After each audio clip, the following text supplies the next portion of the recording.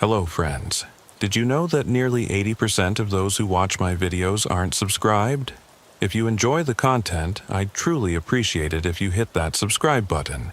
It helps a lot. Also, don't forget to leave a like and share your thoughts in the comments. Your interaction not only supports the channel's growth, but also helps these stories reach more people. Thank you all for being here. By the way, where are you watching from? Let me know in the comments.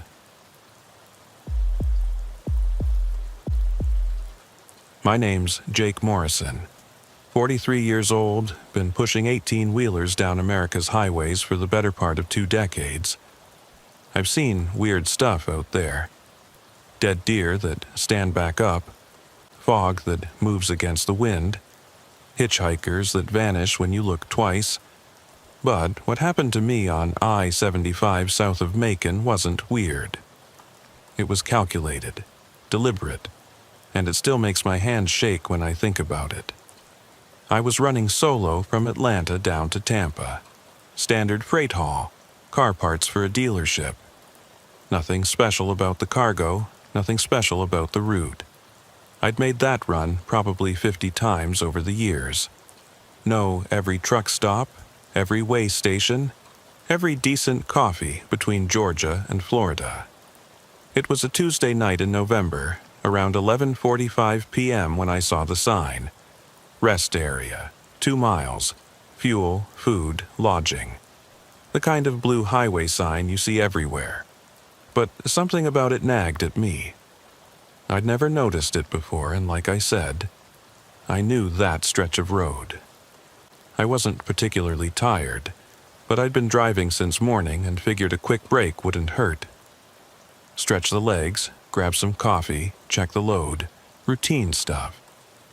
I took the exit and followed a narrow access road that curved back into the trees. The pavement was older here, cracked, with weeds growing through the gaps. The rest area was bigger than I expected. Maybe 20 parking spots arranged in a half circle around a central building.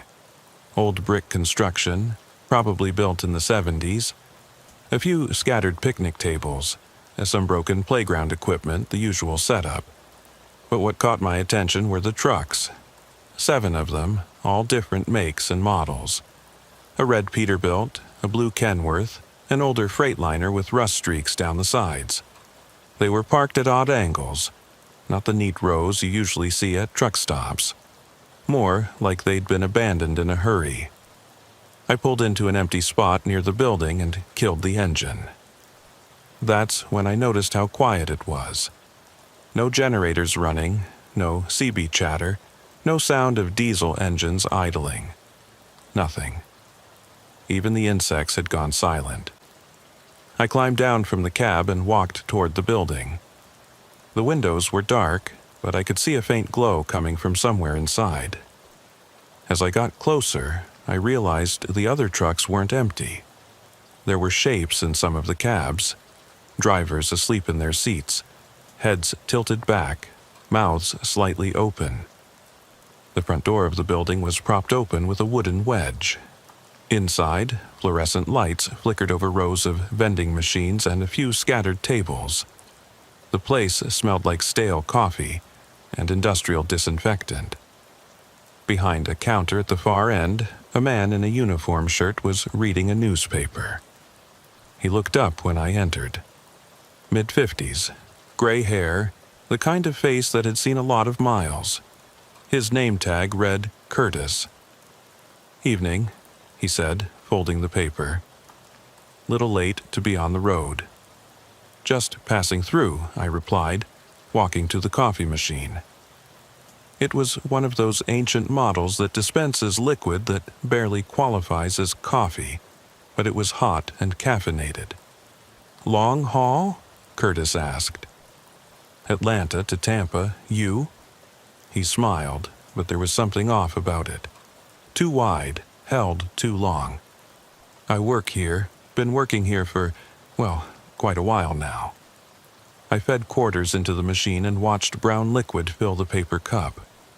Behind me, I heard Curtis moving around. But when I turned, he was still behind the counter, hands folded, watching me. "Quiet night?" I said. They usually are. He paused, then leaned forward slightly.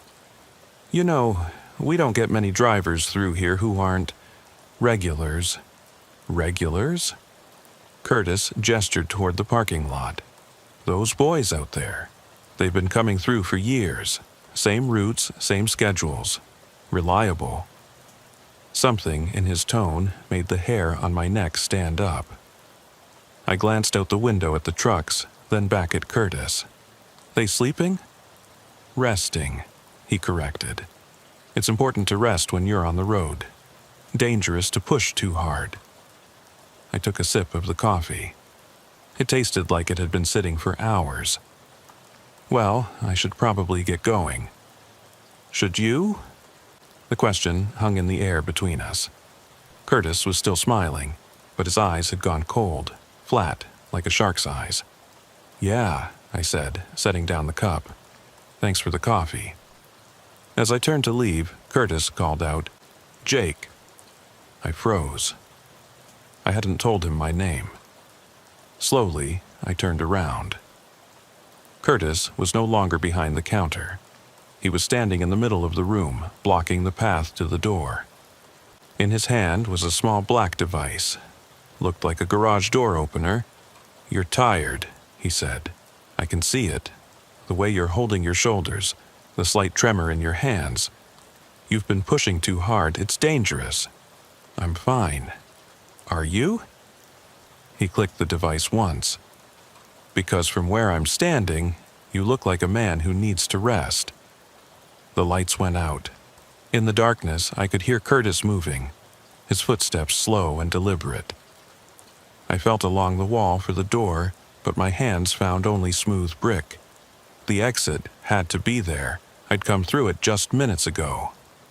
The thing about long-haul drivers, Curtis's voice came from somewhere to my left, is that you're always alone, always isolated. If something happens to you out here, it might be days before anyone notices you're missing. A flashlight beam cut through the darkness, temporarily blinding me. When my eyes adjusted, Curtis was standing directly in front of me, close enough that I could smell his breath. Metallic, like old pennies. How many drivers do you think disappear every year? He asked conversationally. Hundreds, maybe thousands. The statistics don't tell the whole story because a lot of them are independents. No families, no real ties, they just vanish.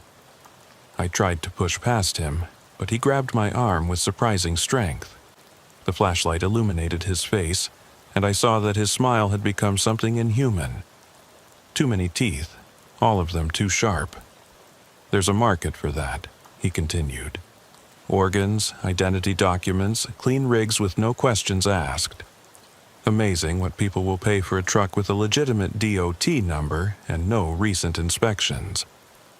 Behind us, I heard the sound of engines starting. The trucks in the parking lot were coming to life, but not with the rumble of diesel engines.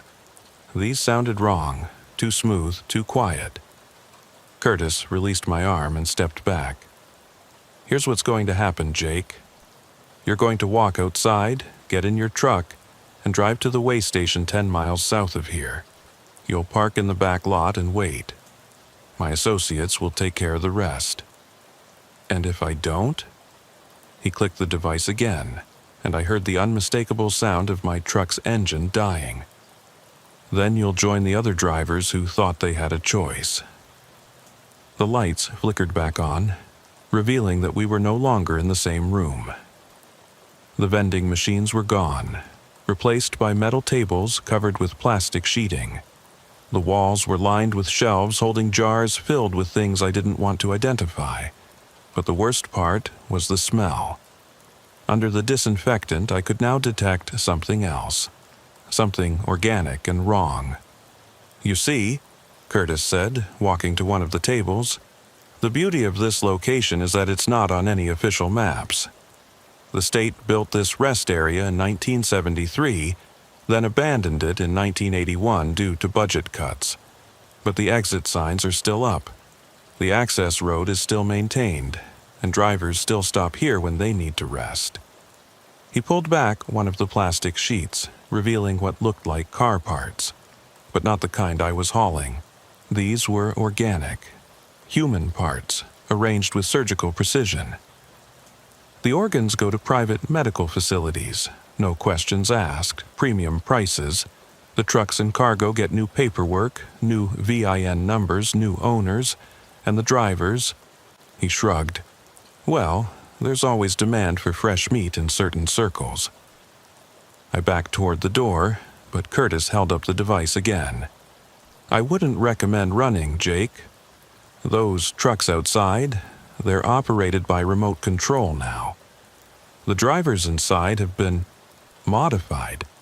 They don't need food or rest anymore. They just drive predetermined routes, picking up cargo and delivering it to specified locations. Through the window, I could see the shapes in the truck cabs more clearly now. They weren't sleeping. Their eyes were open, staring straight ahead, but there was nothing behind them. Empty sockets filled with electronic components. The process is quite humane, Curtis continued. A quick injection to paralyze the nervous system, then surgical removal of the brainstem. We replace it with a simple computer interface. The body continues to function, but the mind is gone. Very efficient. One of the trucks had started moving, backing out of its parking spot with mechanical precision. As it turned, I could see the driver's face clearly. It had been a woman once, maybe 30 years old. Now her skin was gray and waxy, her jaw hanging slack. Wires ran from ports drilled into her skull down to a control box mounted on the dashboard. We call them our regulars, Curtis said proudly. They never get tired, never make mistakes, never ask questions. Perfect employees. I felt for the door handle behind me, but my fingers found only smooth metal. Curtis noticed and chuckled. The exit is still there, Jake. You just have to earn it. He walked to a cabinet and withdrew a syringe filled with clear liquid. This won't hurt for very long. The paralytic takes effect in about 30 seconds. After that, you won't feel anything at all. That's when I noticed something Curtis had missed. The coffee machine was still plugged in, and its power cord ran along the wall to an outlet near the door. I grabbed the cord and yanked it from the wall, plunging that section of the room into relative darkness. Curtis cursed and swung the flashlight toward me, but I was already moving. I threw my shoulder against what I hoped was the door and felt it give way. Cold night air hit my face as I stumbled into the parking lot. My truck was where I'd left it, but the engine was dead. I tried the ignition anyway. Nothing. Around me, the other trucks were moving in a coordinated pattern, forming a circle around my rig. I popped the hood and saw immediately what Curtis had done. A small device was attached to the battery terminal, some kind of remote kill switch.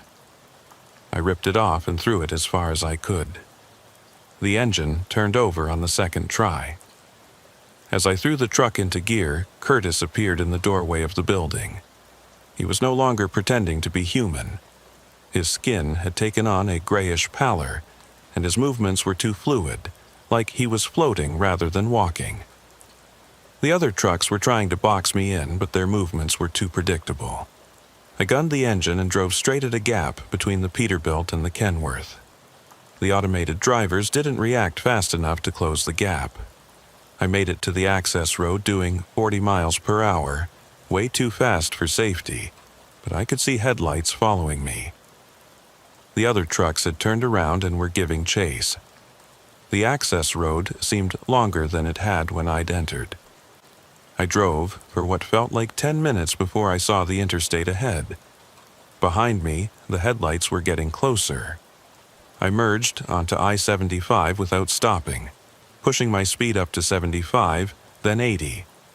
The other trucks were still behind me, running in perfect formation about a quarter-mile back. For the next 50 miles, they followed me, never getting closer, never falling behind, just maintaining that exact distance. I tried radioing for help, but every channel was filled with static. My CB, my phone, even the truck's GPS system, all dead. Then, as suddenly as it had started, it ended. I looked in my mirrors, and the road behind me was empty. Just normal interstate traffic and the occasional set of headlights. I didn't stop until I reached a busy truck stop near the Florida border. Even then, I sat in my cab for 20 minutes, engine running, doors locked, watching for any sign that I'd been followed. The delivery in Tampa went normally. Routine paperwork, routine unloading, routine small talk with the warehouse guys. But when I called dispatch to report the completion, they told me something that made my blood run cold. According to their records, I'd made the delivery 2 days earlier. The computer showed that I'd checked in, unloaded, and signed off on the job 48 hours ago. I checked my logbook. The last entry I'd made was for the rest stop on Interstate 75. After that, nothing. 2 days of missing time. I drove straight home to Atlanta and took a week off. Told my dispatcher I had the flu. During that week, I did some research on the rest area I'd stopped at. What I found didn't make me feel better. According to state records, the rest area had been decommissioned in 1981, just like Curtis had said. But what he hadn't mentioned was why it had been shut down. Over a 3-year period in the late 70s, 17 long-haul drivers had disappeared on that stretch of E75. All of them were solo operators. All of them were found later at various locations, but not intact. The investigation had been handled jointly by the FBI and the Georgia Bureau of Investigation. Their report, which I obtained through a Freedom of Information request, made for disturbing reading. The drivers hadn't just been murdered, they'd been systematically dismantled. Organs harvested with surgical precision, bodies drained of blood, brains removed and preserved in chemicals. The case had gone cold in 1982, but the disappearances had continued sporadically over the decades. Always the same pattern. Solo drivers, long-haul routes, bodies found weeks later in various stages of disassembly. I returned to driving after my week off, but I've never taken that route again.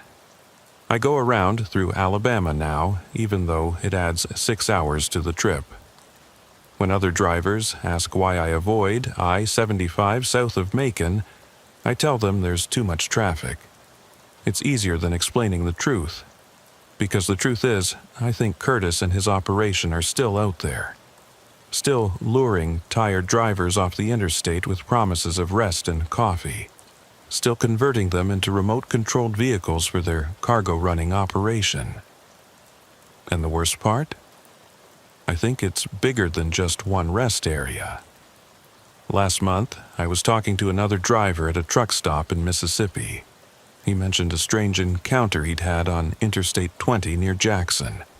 A rest area that wasn't on any maps, staffed by a man who knew his name before he'd introduced himself.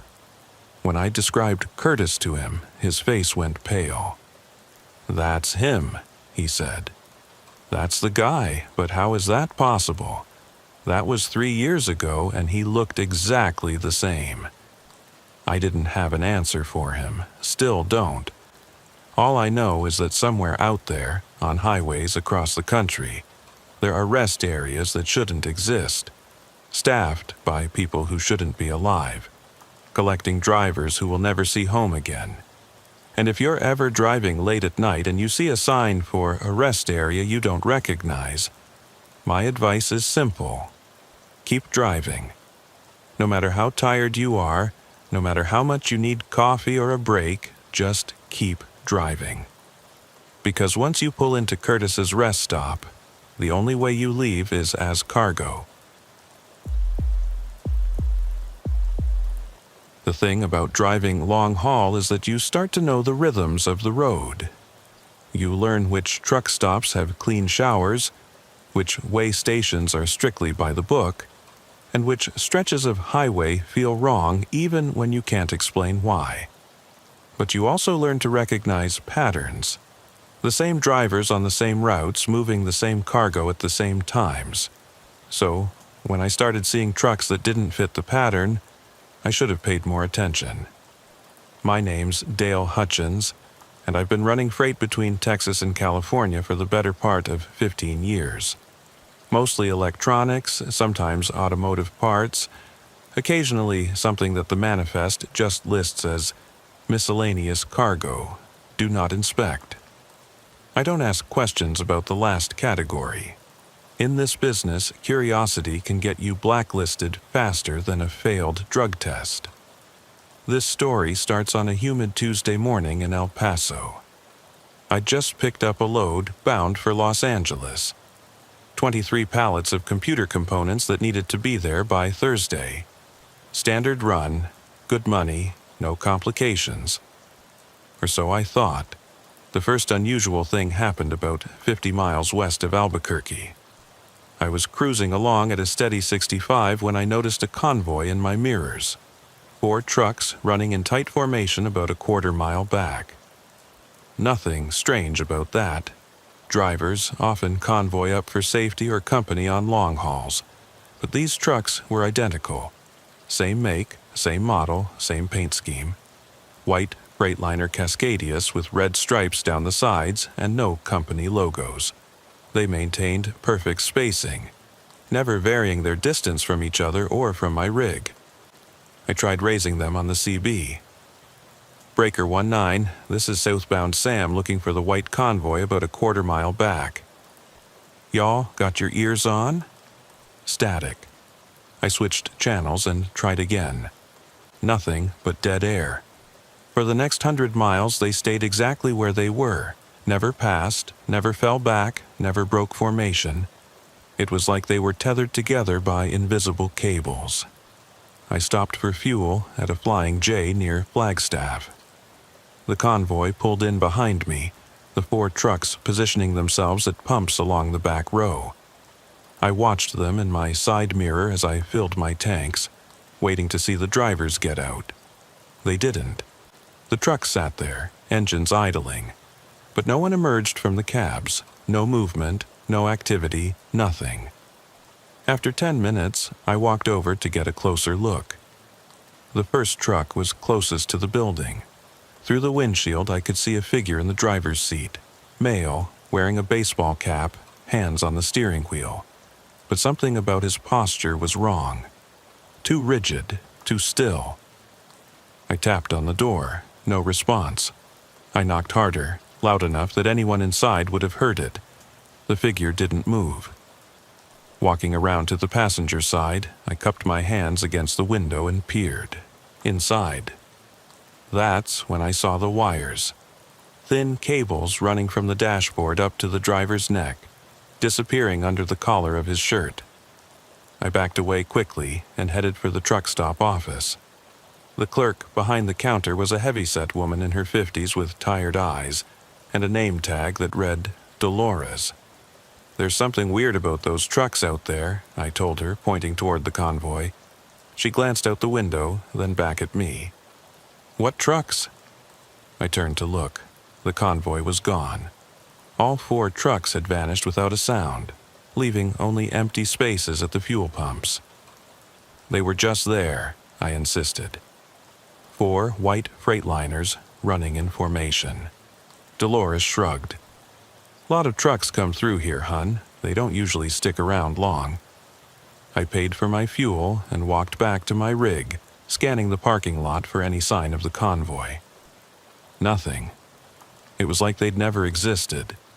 But as I pulled back onto the interstate, there they were again. Same position, same spacing, same perfect formation.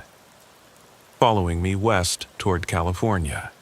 The CB crackled to life as I merged into traffic. But instead of the usual trucker chatter, I heard something that made my skin crawl. It was a voice, mechanical and flat, reciting coordinates. 35.246 north, 111.978 west. Cargo secure. Proceeding to waypoint Delta. I grabbed my mic. "Say again? Who's this?" The voice continued as if I hadn't spoken. Fuel level nominal. All systems operational. Estimated arrival time 0200 hours. Then silence. I tried several more times to raise whoever was broadcasting, but got no response. The voice would return every hour or so, always reciting the same type of information. Coordinates, fuel levels, system status reports, like a computer giving automated updates. As the sun set behind me, I started to notice other details about the convoy. Their headlights never dimmed, never switched to high beams, never varied in intensity. They maintained the exact same speed regardless of terrain or traffic conditions. And most disturbing of all, I never saw them signal when changing lanes. They just moved in perfect synchronization, as if controlled by a single mind. Around midnight, I decided to test something. I took the next exit, a small off-ramp leading to a truck stop called Desert Dan's. The convoy followed, maintaining their formation even as we navigated the curves of the access road. Desert Dan's was one of those old-school truck stops. A few fuel pumps, a small diner, and a gravel lot that had seen better decades. I parked near the diner and waited to see what the convoy would do. They pulled into the lot and arranged themselves in a perfect square formation, engines still running. Through the diner's window I could see other customers, a few local drivers, a couple of long haulers catching a late dinner. Normal people living normal lives, unaware that something very abnormal was happening in their parking lot. I walked into the diner and took a seat at the counter. The waitress, a thin woman with graying hair, poured me coffee without being asked. "You with that convoy out there?" she asked. "You've seen them before?" She nodded toward the window. "They come through every few weeks. Always the same trucks, always the same formation. Drivers never come inside, never buy fuel. They just sit out there for about an hour, then leave." "How long has this been going on?" "Oh, maybe 2 years now. Started right after that big rig accident out on the interstate." I leaned forward, interested. "What accident?" The waitress glanced around, then lowered her voice. "Happened about 5 miles west of here. 4 trucks were running convoy when a dust storm hit. 0 visibility, total whiteout conditions. They went off the road at full speed, rolled down into the arroyo." She paused to refill my cup. "All 4 drivers were killed instantly. Took 3 days to recover the bodies, and another week to haul the trucks out of the gulch. But here's the weird part. The cargo was never found." "What kind of cargo?" "That's what nobody could figure out. The manifests listed the trucks as empty, just deadheading back to their home base. But the accident investigators said the way the trucks rolled, the impact patterns, it was like they were carrying full loads." I sipped my coffee, thinking. "And you think the convoy I'm seeing is connected to that accident?" The waitress shrugged. "All I know is that the trucks that come through here now have the same paint scheme as the ones that crashed. Same company logos, same everything." "What company?" "That's the other weird thing. When investigators tried to trace the trucks, they couldn't find any record of the company. The DOT numbers were fake, the insurance policies were expired, and the registration papers were forgeries." She leaned closer. "My husband works for the county sheriff's department. He was on the recovery team that pulled those trucks out of the arroyo. He said the drivers' bodies were strange, like they'd been dead for a lot longer than 3 days. Decomposed, but not from the accident. From something else." Through the window, I could see the convoy trucks were still arranged in their square formation. But now there were lights moving around them. Not headlights or hazard flashers, but small points of light that seemed to float independently through the air. "What are those lights?" I asked. The waitress looked out the window and immediately stepped back from the counter. "That's new," she whispered. They've never done that before. The lights were getting brighter, and as they moved closer to the diner, I could see they weren't artificial illumination. They were some kind of organic phosphorescence, like the glow you see in deep ocean creatures. And they were attached to something. Figures were walking between the trucks, tall, thin shapes that moved with unnatural fluidity. As they got closer to the diner windows, I could see they wore the same type of baseball caps and work shirts as typical long-haul drivers. But their skin had a grayish, waxy appearance, and their eyes reflected the light like mirrors. "Jesus Christ," the waitress breathed. "Those are the drivers." One of the figures stopped directly in front of the window and stared at us. Its face was human, but wrong. Features too sharp, skin too tight, mouth slightly open to reveal teeth that were all canines. It raised one hand and pointed directly at me. The lights in the diner flickered and went out. In the darkness, I could hear the other customers talking in confused, frightened voices. The waitress grabbed my arm. "They want you," she whispered. "They want you to join them." When the lights came back on, the convoy was gone. The parking lot was empty except for a few normal trucks belonging to the other customers. But on the window where the figure had pointed, there was a handprint burned into the glass. Not from heat, but from cold. The print was outlined in frost, despite the desert heat outside. I paid for my coffee and walked quickly back to my truck. As I climbed into the cab, the CB crackled to life again. "Cargo acquisition failed," the mechanical voice announced. "Returning to base. Next attempt scheduled for 0300 hours." I started the engine and pulled out of the parking lot, tires squealing on the gravel. On the interstate, I pushed my speed up to 75, then 80, desperate to put distance between myself and whatever I'd encountered at Desert Dan's.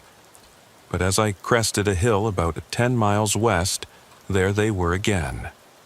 The convoy had somehow gotten ahead of me and was now running formation on the road below. As I approached, they adjusted their positions to box me in. The truck on my left moved closer, and I could see the driver clearly through his window. It was definitely human, but the skin was too pale and the movements too jerky, like a marionette being controlled by an inexperienced puppeteer. Wires ran from the dashboard up to ports drilled into his skull. The CB voice returned, but this time it was different. More human, but hollow and echo-filled. "Dale Hutchins," it said. "Dot number 77-3984. Current cargo, computer components. Destination, Los Angeles." I grabbed my mic with shaking hands. "Who is this? How do you know my information?" "We know all information. We process all data. We are the network." "What do you want?" "Integration. Your truck has been selected for convoy inclusion. Please reduce speed and prepare for boarding." Like hell I would. I floored the accelerator and pulled into the left lane, trying to pass the lead truck. But as soon as I moved, all 4 convoy trucks accelerated to match my speed. No matter how fast I went, they stayed perfectly aligned with my rig. The CB crackled again. "Resistance is inefficient. Integration is inevitable." That's when I noticed the lights ahead. Red and blue flashers. A state police roadblock was set up across all lanes of the interstate, forcing traffic to a complete stop. I had no choice but to slow down and join the line of vehicles waiting to pass through the checkpoint. Behind me, the convoy trucks arranged themselves in a neat row, engines idling patiently. A state trooper approached my window. Young guy, probably mid-20s, with the kind of serious expression that comes from seeing too much weird stuff on the night shift. "License and logbook, please," he said. I handed over my documents. "Officer, I need to report something strange.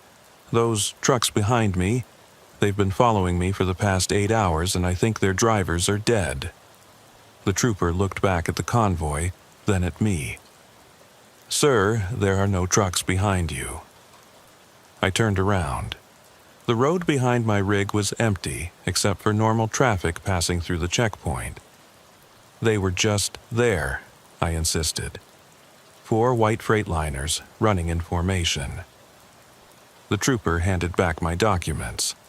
"Sir, you look exhausted. When's the last time you slept?" I couldn't remember. The whole day had become a blur of highway miles and impossible encounters. "There's a rest area about 20 miles ahead," the trooper continued. "I recommend you pull over and get some sleep before continuing." I nodded and drove through the checkpoint, but I had no intention of stopping at any rest area. I wanted to put as many miles as possible between myself and whatever those convoy trucks really were. But 20 miles later, I started seeing things that weren't there. Shadows moving across the road, phantom headlights in my mirrors, shapes standing on the shoulder that vanished when I looked directly at them. The trooper had been right. I was dangerously tired. The rest area sign appeared in my headlights like a mirage. Clean restrooms, picnic tables, security lighting. Everything a tired driver needed. I pulled in and parked in a space near the building. The lot was nearly empty, just my truck and a couple of cars. I locked the doors, climbed into the sleeper, and was unconscious within minutes. I woke up to the sound of engines, lots of them. Through the windshield, I could see the parking lot was now full of trucks. Dozens of them, all identical white Freightliners with red stripes. They were arranged in perfect rows, like a military formation, and standing between the trucks were the drivers. All of them looked human from a distance, but as my eyes adjusted to the pre-dawn light, I could see the wires running from their skulls to control boxes mounted on their belts. One of them noticed I was awake and began walking toward my truck. As it got closer, I could see its face clearly. It had once been a man, probably in his 40s, with sandy hair and a mustache. But the skin was grayish and waxy, and the eyes were completely black. It stopped next to my door and spoke, but its mouth didn't move. The voice came from the control box on its belt. "Integration time," it announced. "Please exit the vehicle." More figures were converging on my truck now, moving with that same jerky, mechanical gait. I started the engine and threw it into reverse, but there were trucks behind me now, boxing me in. I grabbed the CB mic. "Mayday, Mayday, this is Dale Hutchins on Interstate 40 eastbound. I'm being held against my will at a rest area. Send help." The response came immediately, but it wasn't from any human dispatcher. "Help is not required," the mechanical voice said. "You will be integrated into the network. Your truck will serve a higher purpose." "What network? What are you talking about?" "We are the Phantom Fleet. We carry cargo that must not be discovered by human authorities. We deliver goods that do not officially exist. We are the hidden economy of America." One of the figures had climbed onto my running board and was trying to force open the door. Through the glass, I could see surgical scars running along its neck where the control wires had been implanted. "What cargo?" I shouted into the mic. "Organs, weapons, drugs, human beings. Whatever pays the highest profit margin. We are the ultimate freight service. No questions asked, no records kept, no witnesses left alive." More figures were climbing onto my truck now, rocking it back and forth as they tried to break in. I could hear metal tools scraping against the windows and the sound of the door locks straining. That's when I remembered something. In my toolbox behind the seat was a flare gun I'd bought years ago for emergency signaling. I'd never used it, but flares burn hot and bright, hot enough to melt metal, bright enough to be seen for miles. I found the gun and loaded a flare cartridge with shaking hands. The figures outside were making progress on the door locks. Any second now, they'd break through. I aimed the flare gun at the ceiling of the cab and pulled the trigger. The phosphorus flare ignited with a brilliant white light that lit up the entire parking lot. The figures outside immediately backed away, covering their faces with mechanical movements. The flare burned through the roof of my cab and shot into the sky, where it exploded in a shower of sparks. For a moment, the entire rest area was bathed in daylight-bright illumination. And in that light, I could see the truth about the Phantom Fleet. The trucks weren't real, they were projections, holographic images cast by devices hidden around the parking lot. The drivers were real enough, or had been once, but they were remote-controlled puppets, kept animated by the electronic systems grafted into their nervous systems. As the flare burned out and darkness returned, the illusion began to collapse. The phantom trucks flickered and vanished like static on a TV screen. The puppet drivers stumbled and fell as their control systems overloaded from the electromagnetic pulse generated by the flare. I didn't wait to see what would happen next. I gunned the engine and drove straight through the space where the phantom trucks had been, heading for the interstate at dangerous speed. In my mirrors, I could see the rest area returning to normal. Just an empty parking lot, a small building and a few scattered cars. No sign of the massive convoy that had been there moments before. I drove straight through to Los Angeles without stopping, making the delivery with hours to spare. But when I tried to tell my dispatcher what had happened, he just laughed it off as road fatigue and hallucinations. It wasn't until weeks later that I learned the truth about the Phantom Fleet. Another driver I knew, a guy named Roy, who ran the same routes I did, mentioned seeing identical white trucks running perfect formations at night. They're connected to those organ trafficking rings, he told me over coffee at a truck stop in Barstow. FBI's been tracking them for years, but they can never find the trucks during daylight hours. It's like they just disappear. Disappear where? Roy shrugged. Nobody knows. Some say they've got underground facilities where they hide during the day. Others think they're using some kind of military stealth technology. All I know is that drivers who get too curious about them tend to disappear too. He leaned closer and lowered his voice. Word is they're recruiting. Looking for drivers who won't ask questions about the cargo. Offering big money, full benefits, complete medical coverage. The only catch is, once you sign on, you can't quit. What do you mean? I mean they make sure you can't quit. Surgical procedures, they call it, to help you stay focused on the job. I thought about the wires I'd seen running from the drivers' skulls to their control systems, the glassy, lifeless eyes, the mechanical movements. They turn them into robots, I whispered. Roy nodded. Remote-controlled drivers for a remote-controlled fleet. Perfect for carrying cargo that doesn't officially exist. Since that conversation, I've avoided night driving as much as possible. When I do have to run after dark, I stick to the major interstates with lots of traffic and good lighting. I've never seen the Phantom Fleet again, but sometimes, late at night when the road is empty and quiet, I hear that mechanical voice on the CB. Integration is inevitable, it says. The network is expanding. And sometimes in truck stops and diners across the Southwest, I hear stories from other drivers. Stories about identical white trucks running perfect formations.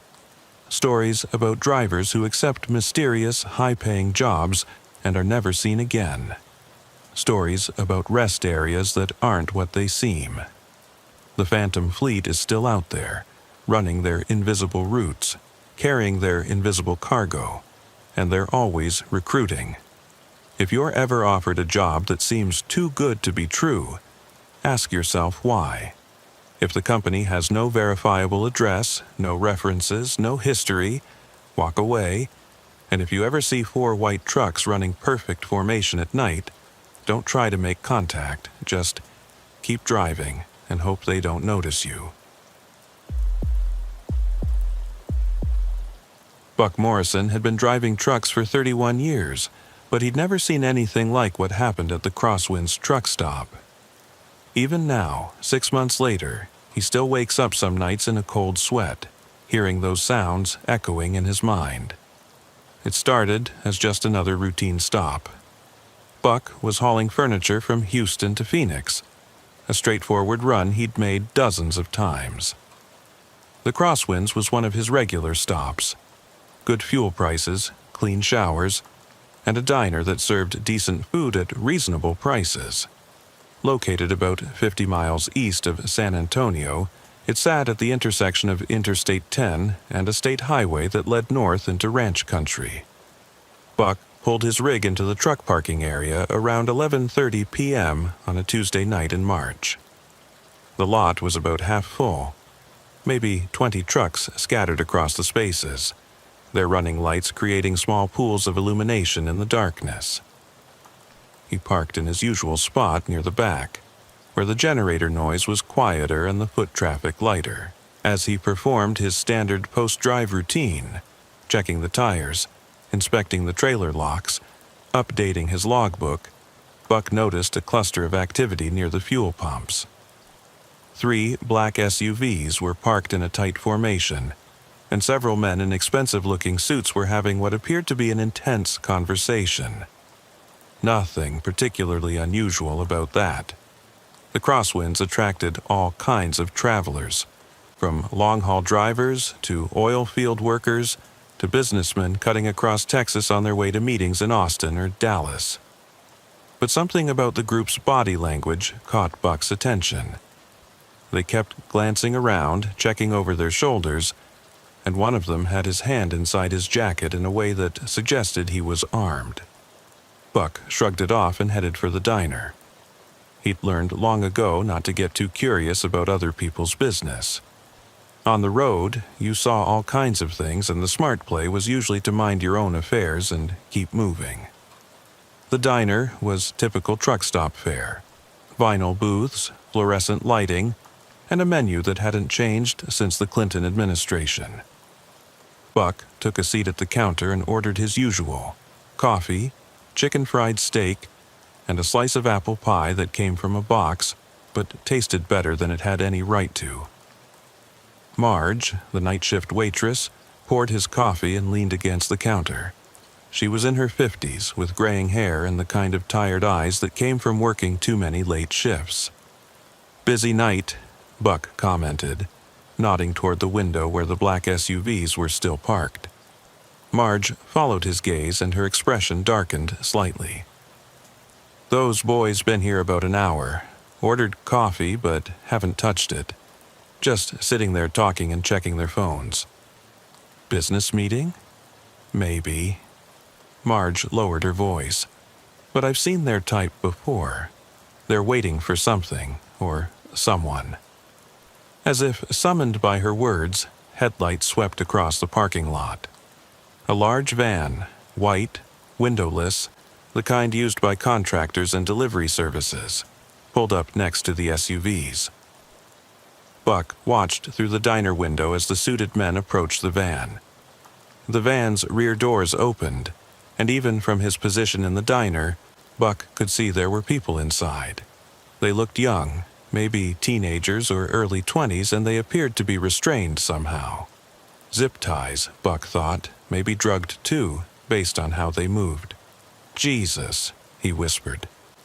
Marge was watching too, her face pale. "This ain't the first time," she said quietly. "Past few months, we've had these meetings maybe once or twice a week. Always the same setup. Fancy cars, unmarked vans, and people who don't look like they want to be here." Buck felt his stomach tighten. "Have you called the cops?" "What cops?" Marge laughed bitterly. "Sheriff's department is 40 miles away, and they've got maybe 3 deputies covering the whole county. By the time they got here, these people would be long gone." Through the window, Buck could see money changing hands. Thick envelopes passed from the SUVs to the van driver. Then, the people from the van were transferred to the SUVs, moving with the sluggish, uncoordinated gait of the heavily sedated. "How long has this been going on?" Buck asked. "Started maybe 6 months ago. Owner of this place, a guy named Vernon, he bought the truck stop from the previous owners last year. Since then, we've had all kinds of new customers. The kind who pay cash, don't make small talk, and get real unhappy if you pay too much attention to their business." One of the suited men was walking toward the diner. He was tall, thin, with the kind of dead eyes that Buck had seen before, usually in men who had done terrible things and made peace with it. "Act natural," Marge whispered, turning back to the coffee maker. The man entered the diner and looked around slowly, taking in every detail. His gaze lingered on Buck for a moment, then moved on. He approached the counter. "Coffee to go," he said. His voice was flat, emotionless, black. Marge poured the coffee into a styrofoam cup. "Will that be all?" The man placed a 20 on the counter.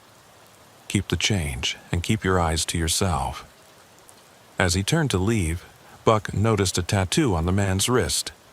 A small symbol that looked like 2 interlocking circles with a line through them. Gang marking, maybe, or some kind of organizational identifier. After the man left, Buck and Marge watched through the window as the transaction concluded. The people from the van had been loaded into the SUVs, and money had changed hands in both directions. It was clearly a well-rehearsed operation. The SUVs pulled out of the parking lot in convoy formation, heading west on Interstate 10. The van went north on the state highway, disappearing into the ranch country darkness. "Human trafficking," Buck said quietly. It wasn't a question. Marge nodded. "That's what I figure. Bringing people in from Mexico, maybe Central America, moving them to cities where they can be put to work in various industries." Buck thought about the young faces he'd seen in the van. Boys and girls who looked like they could have been high school students. Someone's children, stolen from their families and transported across the country like cargo. "We have to do something," he said. "Like what? Even if we called the FBI, what would we tell them? We saw some people change vehicles at a truck stop. Without license plates or names or any real evidence, it's just our word against theirs." Buck pulled out his phone and started to dial 911, but Marge put her hand over his. "Don't," she said urgently. "You don't understand how this works. Vernon, the owner, he's got connections. Local cops, county officials, people who make problems disappear. You start asking the wrong questions, you might find yourself having an accident on a dark highway. So we just let it happen? We survive. And we hope somebody with more power than us eventually shuts them down." Buck finished his meal in silence, watching the parking lot for any sign of more unusual activity. But the rest of the night passed quietly. Normal truck stop business. Drivers fueling up, grabbing snacks, using the restrooms. He paid his check and headed back to his rig, intending to get some sleep before continuing west in the morning. But as he approached his truck, he noticed something that made his blood run cold. There was a note tucked under his windshield wiper. The paper was expensive, heavy stock, with a message written in block letters. "We noticed you noticing. Curiosity can be dangerous on the road." Buck looked around the parking lot, but saw no one watching him. He crumpled the note and threw it in his truck's trash bin, then climbed into the cab and locked all the doors. He didn't sleep that night. Instead, he sat in his driver's seat with the engine running and his CB radio on, listening to the chatter from other drivers and waiting for dawn. When the sun came up, Buck fueled his truck and prepared to leave. But as he was doing his pre-trip inspection, Marge appeared at his elbow. "You need to see something," she said quietly. She led him around to the back of the truck stop, where the dumpsters were located. Behind the largest dumpster, partially hidden by shadows, was a small memorial. Flowers, photos, candles, and handwritten notes in Spanish. "What is this?" Buck asked. "Memorial for the ones who didn't make it," Marge explained. "Some of the people who come through here in those vans, they don't all survive the trip. Overdoses, medical problems, sometimes just plain violence. The bodies get dumped out in the desert, but their friends and families leave these memorials." Buck studied the photos. Young faces, mostly Latino, both male and female. Some looked like children. "How many?" "I've counted at least 30 different pictures over the past 6 months. Could be more." Buck felt sick. "And the local authorities know about this." Marge gave him a look that mixed pity with contempt. "Honey, who do you think provides security for these operations? Why do you think they chose this truck stop, out here in the middle of nowhere, with no witnesses and plenty of law enforcement willing to look the other way?" A black pickup truck pulled into the parking lot. Newer model, tinted windows, the kind of vehicle that screamed, "Don't mess with me." It parked near the memorial, and a man got out. He was wearing civilian clothes, but something about his bearing suggested military or law enforcement background. "That's Deputy Martinez," Marge whispered. "Vernon's cousin. He makes sure nobody asks too many questions about what happens here." Martinez noticed them standing by the memorial and started walking over. His right hand rested casually on the grip of a pistol holstered at his hip. "Morning, folks," he said pleasantly. "Y'all doing okay over here?" "Just showing our friend here where to dump his trash," Marge replied smoothly. Martinez looked at Buck with the kind of professional assessment that cops develop. "You're not local, passing through?" "Yes, sir, heading west on Interstate 10. "Good. Safe travels then. Road can be dangerous for folks who aren't familiar with the area. Easy to get lost, end up somewhere you shouldn't be." The threat was politely delivered, but unmistakable. Buck nodded and headed back to his truck. As he was climbing into the cab, Martinez called out to him. "Hey driver, what kind of cargo you hauling?" "Furniture, Houston to Phoenix." "Might want to check your load. Sometimes people try to slip extra items into trailers when drivers aren't watching. Wouldn't want you to get in trouble for carrying something you didn't know about." Buck felt his hands go cold. Was Martinez suggesting that someone had planted something in his trailer? Drugs? Evidence? Or was he just trying to scare him? Buck spent the next 20 minutes inspecting every inch of his trailer, looking for anything that didn't belong. He found nothing unusual, but the threat had achieved its purpose. He was thoroughly intimidated. He drove west toward Phoenix, but his mind kept returning to what he'd witnessed at the crosswinds. The young faces in the van, the memorial behind the dumpster, the casual corruption of Deputy Martinez. Somewhere around Junction, Buck made a decision. He pulled into a rest area and called the FBI field office in San Antonio. It took 3 transfers and 20 minutes of waiting, but he eventually reached an agent named Sarah Morrison who specialized in human trafficking cases. Buck told her everything: the midnight meeting, the SUVs and the van, the memorial, Deputy Martinez's threats. Agent Morrison listened without interruption, occasionally asking clarifying questions. "You're describing a significant operation," she said when he finished. "The kind that requires substantial organization and official protection. We've been tracking similar networks across Texas, but we haven't been able to identify the transfer points. Can you shut them down?" "We can try, but we'll need evidence that will hold up in court. Testimony, photographs, financial records, and we'll need to move fast before they realize they've been compromised." Buck agreed to cooperate with the investigation. Agent Morrison arranged for him to carry a concealed camera and recording device on his next trip through the area. If he could document another midnight meeting, it might provide the evidence needed to bring down the network. 2 weeks later, Buck was back at the Crosswinds.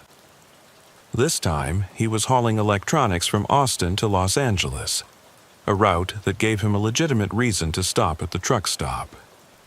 He parked in the same spot as before and settled in to wait. The hidden camera was disguised as part of his CB radio antenna, and the recording device was built into his cell phone. If there was another meeting, he'd capture it all. The meeting happened right on schedule. Same black SUVs, same white van, same exchange of money and human cargo, but this time, Buck was ready.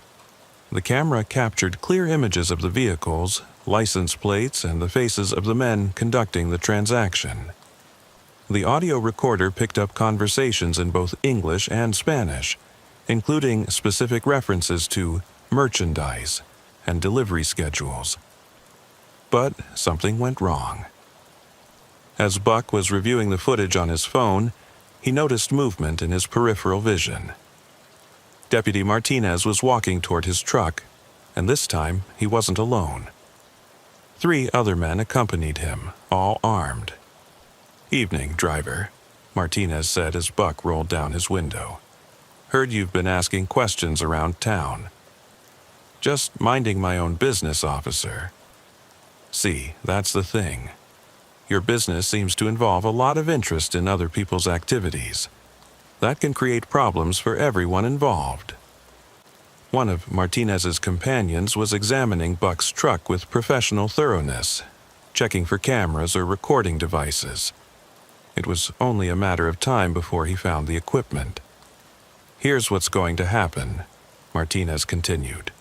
"You're going to finish your delivery run and find a new route to California, one that doesn't go through this part of Texas, and you're going to forget everything you think you saw here."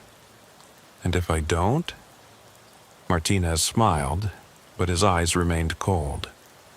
"Well, then you might have one of those unfortunate accidents that happen to drivers who don't pay attention to road conditions.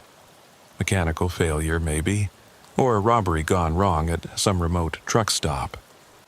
The man searching Buck's truck had found the camera. He showed it to Martinez, who nodded grimly. "Seems like you've been doing more than minding your own business. That's disappointing." Martinez's phone buzzed. He answered it and listened for a moment, his expression growing darker.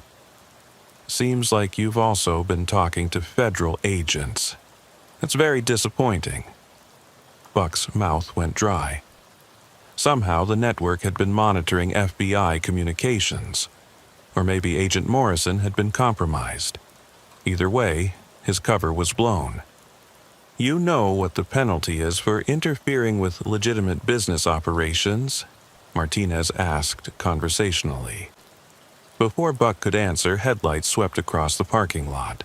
A convoy of federal vehicles, FBI, DEA, and Texas Rangers, poured into the truck stop. Spotlights illuminated the entire area as agents deployed with military precision. Agent Morrison's voice came over a bullhorn. "Federal agents. Everyone on the ground now." The next few minutes were chaos. Martinez and his men scattered, drawing weapons and seeking cover behind trucks and buildings. The black SUVs tried to flee, but found their exit routes blocked by federal vehicles. Or was he just trying to scare him? Buck spent the next 20 minutes inspecting every inch of his trailer, looking for anything that didn't belong. He found nothing unusual, but the threat had achieved its purpose. He was thoroughly intimidated. He drove west toward Phoenix, but his mind kept returning to what he'd witnessed at the Crosswinds. The young faces in the van, the memorial behind the dumpster, the casual corruption of Deputy Martinez. Somewhere around Junction, Buck made a decision. He pulled into a rest area and called the FBI field office in San Antonio. It took 3 transfers and 20 minutes of waiting, but he eventually reached an agent named Sarah Morrison who specialized in human trafficking cases. Buck told her everything: the midnight meeting, the SUVs and the van, the memorial, Deputy Martinez's threats. Agent Morrison listened without interruption, occasionally asking clarifying questions. "You're describing a significant operation," she said when he finished. "The kind that requires substantial organization and official protection. We've been tracking similar networks across Texas, but we haven't been able to identify the transfer points. Can you shut them down?" "We can try, but we'll need evidence that will hold up in court. Testimony, photographs, financial records, and we'll need to move fast before they realize they've been compromised." Buck agreed to cooperate with the investigation. Agent Morrison arranged for him to carry a concealed camera and recording device on his next trip through the area. If he could document another midnight meeting, it might provide the evidence needed to bring down the network. 2 weeks later, Buck was back at the Crosswinds. This time, he was hauling electronics from Austin to Los Angeles, a route that gave him a legitimate reason to stop at the truck stop. He parked in the same spot as before and settled in to wait. The hidden camera was disguised as part of his CB radio antenna, and the recording device was built into his cell phone. If there was another meeting, he'd capture it all. The meeting happened right on schedule. Same black SUVs, same white van, same exchange of money and human cargo, but this time, Buck was ready. The camera captured clear images of the vehicles, license plates, and the faces of the men conducting the transaction. The audio recorder picked up conversations in both English and Spanish, including specific references to merchandise and delivery schedules. But something went wrong. As Buck was reviewing the footage on his phone, he noticed movement in his peripheral vision. Deputy Martinez was walking toward his truck, and this time he wasn't alone. 3 other men accompanied him, all armed. "Evening, driver," Martinez said as Buck rolled down his window. "Heard you've been asking questions around town." "Just minding my own business, officer." "See, that's the thing. Your business seems to involve a lot of interest in other people's activities. That can create problems for everyone involved." One of Martinez's companions was examining Buck's truck with professional thoroughness, checking for cameras or recording devices. It was only a matter of time before he found the equipment. "Here's what's going to happen," Martinez continued. "You're going to finish your delivery run and find a new route to California, one that doesn't go through this part of Texas, and you're going to forget everything you think you saw here." "And if I don't?" Martinez smiled, but his eyes remained cold. "Well, then you might have one of those unfortunate accidents that happen to drivers who don't pay attention to road conditions. Mechanical failure, maybe, or a robbery gone wrong at some remote truck stop." The man searching Buck's truck had found the camera. He showed it to Martinez, who nodded grimly. "Seems like you've been doing more than minding your own business. That's disappointing." Martinez's phone buzzed. He answered it and listened for a moment, his expression growing darker. "Seems like you've also been talking to federal agents. That's very disappointing." Buck's mouth went dry. Somehow the network had been monitoring FBI communications, or maybe Agent Morrison had been compromised. Either way, his cover was blown. "You know what the penalty is for interfering with legitimate business operations?" Martinez asked conversationally. Before Buck could answer, headlights swept across the parking lot. A convoy of federal vehicles, FBI, DEA, and Texas Rangers, poured into the truck stop. Spotlights illuminated the entire area as agents deployed with military precision. Agent Morrison's voice came over a bullhorn. "Federal agents. Everyone on the ground now." The next few minutes were chaos. Martinez and his men scattered, drawing weapons and seeking cover behind trucks and buildings. The black SUVs tried to flee, but found their exit routes blocked by federal vehicles. Rex Tanner should have known something was wrong when the hitchhiker started talking to himself before Rex even pulled over. Rex had been driving the I-35 corridor between Dallas and Kansas City for 12 years, hauling everything from auto parts to farm equipment. It was decent money for steady work, and the route was familiar enough that he could drive it in his sleep, which, considering what happened that September night, might have been safer than staying awake. He first spotted the hitchhiker around mile marker 147, just north of the Oklahoma border. The guy was standing under a broken streetlight at a rural off-ramp, thumb out, wearing jeans and a flannel shirt that looked like they hadn't been washed in weeks. Nothing unusual there. Rex had picked up plenty of hitchers over the years. Most were just down-on-their-luck folks trying to get to the next town or the next job. But this one was different. Even from a quarter-mile away, Rex could see the guy was animated, gesturing wildly with his free hand, apparently having an intense conversation with someone who wasn't there. Rex almost drove past. The smart play would have been to keep his eyes on the road and let someone else deal with the obviously disturbed individual. But something about the guy's posture, the way he kept looking over his shoulder, the way he seemed to be begging with his gestures, suggested genuine desperation. Against his better judgment, Rex eased his rig onto the shoulder and activated his hazard lights. The hitchhiker approached the passenger side at a half-run, half-stumble. Up close, Rex could see that the guy was probably in his 30s, with shoulder-length brown hair and the kind of hollow-eyed look that came from too many drugs and too little sleep. Thank God, the man muttered as Rex rolled down the passenger window.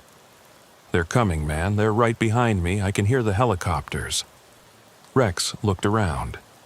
The night sky was clear and quiet except for the distant hum of interstate traffic. No helicopters, no vehicles in pursuit, no sign of anyone chasing the man. Who's coming? Rex asked. The government, the CIA, FBI, maybe all of them. The hitchhiker glanced nervously over his shoulder. They know what I saw. They know I was there when it happened. Classic paranoid delusion, Rex thought. Probably methamphetamine psychosis. He'd seen it before. Users who stayed awake for days, their minds fragmenting into conspiracy theories and impossible scenarios. Look, friend, maybe you should— Please, the man interrupted. Just give me a ride to the next truck stop. That's all I need. 20 minutes, maybe 30.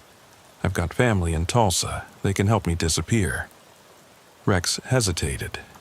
The guy was clearly having some kind of breakdown, but he didn't seem violent, just scared and confused. And if Rex left him here on this isolated stretch of highway, something bad might happen to him. What's your name? Rex asked. Hank Jessup. I used to work for a chemical company down in Texas, before I found out what they were really doing. Get in, Rex said, unlocking the passenger door. But we need to establish some ground rules. No sudden movements, no touching anything, and if you start getting aggressive, you're getting dropped off at the next exit. Hank climbed into the cab, bringing with him the smell of unwashed clothes and something chemical, sharp and acrid, like industrial solvent mixed with human sweat. Thank you, he said, settling into the passenger seat. You don't know what this means. They've been tracking me for 3 days, ever since I escaped from the facility. What facility? Rex asked, pulling back onto the interstate. The one where they were making it, the new formula. They called it Project Clarity, but it wasn't clear at all. It was the opposite. It made people see things that weren't there, made them do things they'd never do normally. Rex glanced at his passenger.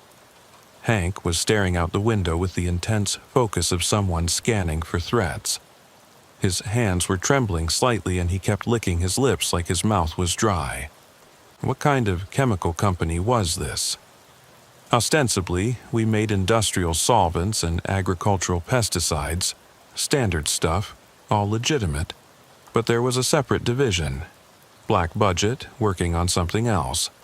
Psychological warfare agents, drugs that could incapacitate enemy troops or make civilian populations more compliant.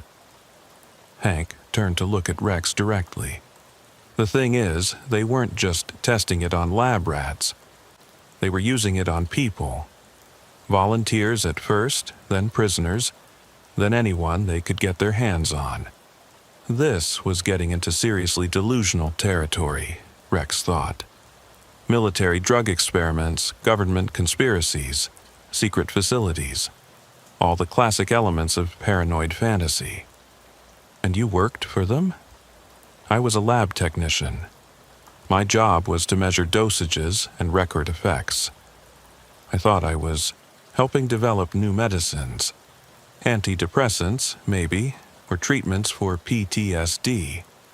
Hank's voice dropped to a whisper. I didn't know they were turning people into monsters. Monsters? Hank was quiet for several miles, staring out at the dark Oklahoma landscape. When he spoke again, his voice was different, more lucid, more focused. Have you ever seen someone completely lose their grip on reality?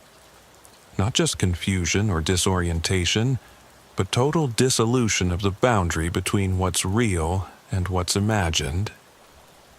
Actually, Rex thought, I'm looking at someone like that right now. But he didn't say it. The drug, they called it Compound 7. It didn't just cause hallucinations. It rewrote people's perception of reality, made them believe their hallucinations were real and that reality was the illusion. Hank pulled something from his pocket, a small glass vial containing a clear liquid. This is the last sample. I stole it when I escaped, proof of what they were doing. Rex glanced at the vial. It looked like water, or maybe vodka. Nothing particularly sinister about it. Why don't you just turn it over to the police, or the FBI? Hank laughed bitterly. You think the cops aren't involved. You think this kind of operation happens without federal approval. The facility was funded through Department of Defense. Black budgets. The test subjects were provided by the Bureau of Prisons. This goes all the way to the top. They drove in silence for a while, Rex trying to process what he was hearing. It was obviously the product of a drug-damaged mind, but there was something compelling about Hank's delivery. He spoke with the kind of specific detail that usually indicated first-hand experience. Tell me about the facility, Rex said. Where was it located? About 40 miles southeast of Dallas. Looked like a normal industrial complex from the outside. Chain-link fence, security guards, trucks coming and going.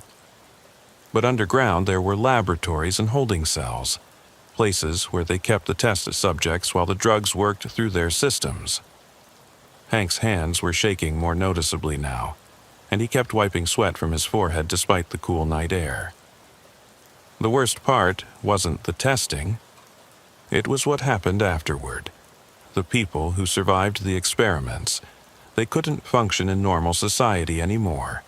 They'd been so damaged that they could never distinguish between reality and hallucination. So the company would relocate them. Relocate them where? Mental institutions, homeless shelters. Sometimes they'd just dump them on rural highways and let them wander. Hank looked at Rex with desperate intensity. Most of them ended up dead within a few months. Exposure, accidents, suicide. The company counted on that. It was the final stage of the experiment, studying how long subjects would survive once released into the wild. A chill ran down Rex's spine. Not because he believed Hank's story, but because of the way the man told it. There was no excitement or embellishment, just a flat, factual recitation of horrors. How many people? Rex asked. Over the 3 years I worked there? Maybe 200. Mostly homeless individuals, prison inmates, undocumented immigrants, people nobody would miss. That's when Rex noticed the helicopter. It was flying low, maybe 500 feet above the interstate, keeping pace with his truck. No lights, just a dark shape against the star-filled sky. "There," Hank said, pointing upward. "See? I told you they were coming." Rex squinted at the aircraft. It could have been a police helicopter, or maybe military. But why would it be following his truck? And why, with no navigation lights? The helicopter pulled ahead and disappeared over a ridge. Rex told himself it was probably just a coincidence. Law enforcement conducting some kind of routine patrol. But 20 minutes later it was back. This time flying directly overhead, low enough that Rex could hear the rotor blades over the noise of his engine. "They're tracking us," Hank said matter-of-factly. "Probably using thermal imaging or GPS. They know exactly where we are." "Who? Who's tracking us?" "Corporate security, government cleanup crews, maybe both." Hank held up the vial again. They can't let this evidence reach the public. Too many people would ask questions about where it came from.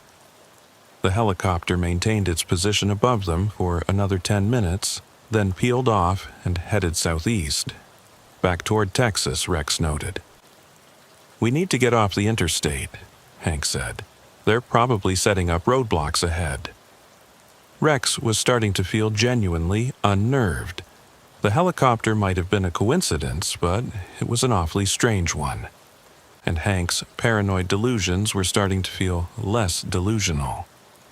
"There's a truck stop at the next exit," Rex said.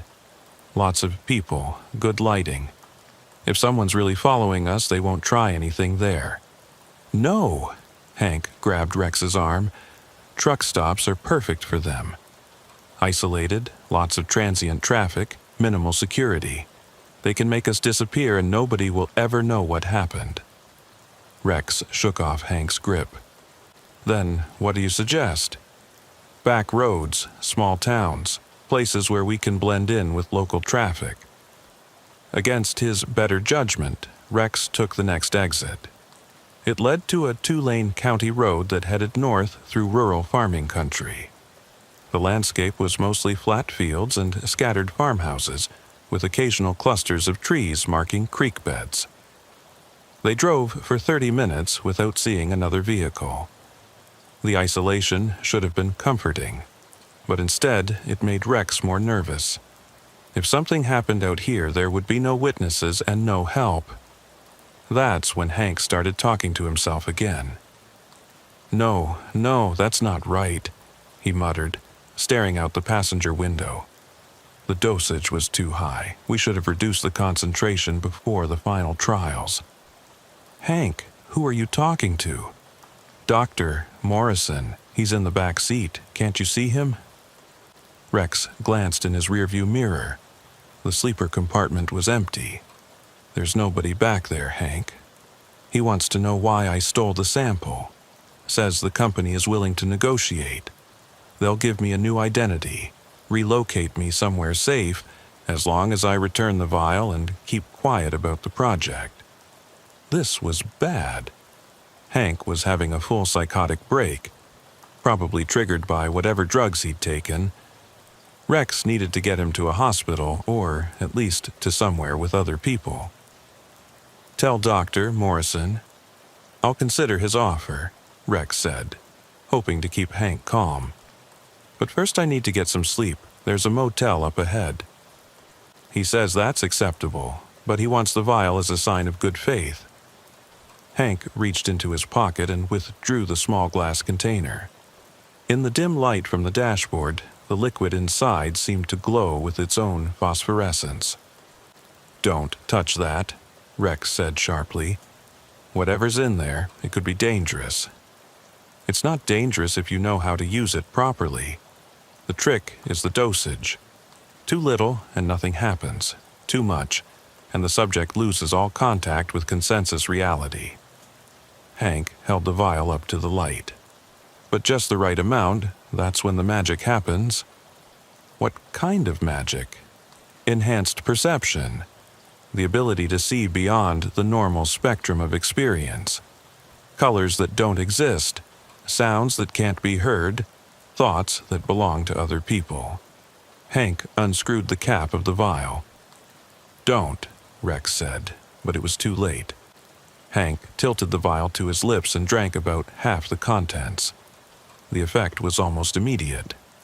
Hank's pupils dilated to black circles, and his breathing became rapid and shallow. He began making small sounds, not words, just vocalized responses to whatever he was seeing or hearing. "Oh," he whispered. "Oh, I understand now. The helicopters aren't following us, they're hurting us." Rex glanced at the sky. Sure enough, there were aircraft visible, at least 3 of them, flying in a loose triangle formation around his truck. Herding us toward what? The collection point, where they gather subjects for transport back to the facility. Rex realized he was probably hallucinating too. Not from any drug, but from psychological contamination, spending too much time with someone whose grip on reality was completely shot. It was a documented phenomenon. People could literally catch insanity from prolonged exposure to psychotic individuals. But the helicopters were still there. Rex could see them clearly, hear the sound of their rotors. If they were hallucinations, they were remarkably convincing ones. "We have to get off the road," Rex said. "Too late. Look ahead." Rex looked. About half a mile ahead, red and blue lights were flashing. A roadblock, with several vehicles and what appeared to be uniformed officers. "State police," Rex said. "That's good. They can help us." "Those aren't police," Hank said quietly. "Those are corporate security wearing police uniforms. They do that sometimes to make the collection process look legitimate." Rex slowed the truck, unsure what to do. The roadblock was directly ahead, and there was no way around it. The county road was bordered by deep ditches on both sides, with barbed wire fencing beyond that. As they approached, Rex could see that the police officers were unusually tall and moved with military precision. Their uniforms were too clean, too new, and they wore sunglasses despite the darkness. "Stop the truck," one of them commanded, stepping into the roadway with his hand raised. Rex brought his rig to a halt about 50 feet from the roadblock. Through the windshield, he could see the officer approaching. Up close, the man's face was wrong somehow. Too symmetrical, too perfect, like a computer-generated image of what a police officer should look like. "Good evening, gentlemen," the officer said as Rex rolled down his window. "We're conducting a safety inspection. Please step out of the vehicle." "What's the nature of the inspection?" Rex asked. "Routine drug interdiction. We have reports of illegal substances being transported through this area." Rex felt his mouth go dry. Hank still had the vial in his hand, and there was no telling what other drugs he might be carrying. "I'm going to need to see your commercial driver's license and shipping manifests," the officer continued. Rex handed over his documents. The officer examined them with a small electronic device that beeped and flashed red lights. "Mr. Tanner, our records show that you picked up an unauthorized passenger at mile marker 147. Is that correct?" How could they possibly know that? Rex had picked up Hank less than 2 hours ago on a dark stretch of a highway with no witnesses. "I gave a ride to someone who needed help," Rex said carefully. "Mr. Jessup is wanted in connection with the theft of classified materials from a federal research facility. We're going to need both of you to come with us." "I haven't done anything wrong," Rex protested. "You're harboring a fugitive and transporting stolen government property. That's a federal crime." The officer's radio crackled to life. "Control, this is Unit 7. We have the subjects in custody, requesting immediate transport to the facility." "Copy that, Unit 7. Transport is en route." Rex looked at Hank, who was staring straight ahead with a strange smile on his face. "They think they've caught us," Hank said quietly. "But they don't understand what the drug really does.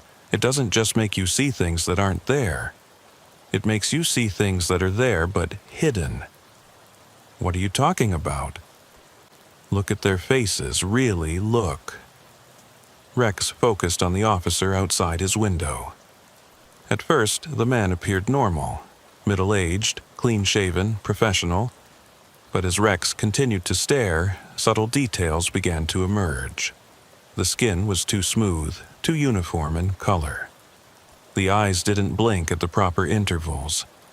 And when the man spoke, his lips didn't quite sync with the words. "They're not human," Hank whispered. "They're some kind of artificial construct. Androids, maybe, or people who've been so heavily modified that they're no longer really alive." Rex wanted to dismiss this as drug-induced paranoia, but he was seeing the same impossible details. The officer's movements were too precise, too mechanical. His breathing was so regular it sounded like a machine. "Why can I see it?" Rex asked. Hank held up the vial, which was now empty. "You breathed the vapors when I opened it. Not enough to cause full-blown hallucinations, but enough to enhance your perception. You're seeing through their camouflage." More vehicles were arriving, black SUVs with tinted windows, a white van with no markings, and what appeared to be a mobile laboratory unit. Men in hazmat suits began unloading equipment. "Step out of the vehicle now," the officer commanded. His voice had changed, becoming more electronic and less human. Rex looked at Hank. "What do we do?" "We run. The drug's effects are temporary. Maybe another hour before your enhanced perception wears off. If we can stay free until then, they'll lose track of us." "How?" "Their detection equipment is calibrated for normal human perception. Right now, you can see their real forms, which means you can also see their weaknesses." Hank pointed at the roadblock. "Look at the vehicles. Do they look solid to you?" Rex stared at the police cars and SUVs. They appeared normal at first, but as he focused, he began to see through them. They were holographic projections, sophisticated but not perfect. The real vehicles were parked about 100 yards away, partially hidden behind a line of trees. "It's all fake," Rex breathed. "Most of it. The officers are real, but they're not human. The vehicles are projections. Even the road we're on isn't the road you think it is." Rex looked down at the asphalt beneath his truck. It shimmed and wavered like heat waves, and for a moment he could see another surface beneath it. Dirt and gravel, as if they were actually driving through an open field. "We're not on the county road at all, are we?" "Number?" They diverted us about 10 miles back, using some kind of perception-altering field. We've been driving through their testing area, thinking we were on public highways. The officer was getting impatient. He drew what appeared to be a pistol, but in Rex's enhanced vision it looked more like a medical injector. "Final warning. Exit the vehicle or we will use force." Rex made a decision. He slammed the truck into gear and floored the accelerator, driving straight at the holographic roadblock. The artificial officer dove aside with inhuman speed, rolling and coming up in a crouch. As Rex's truck passed through the projected vehicles, they flickered and vanished. The real roadblock was still ahead, but now Rex could see it clearly. Hastily assembled concrete barriers and a handful of actual security personnel. "Hard left!" Hank shouted. "Through those trees!"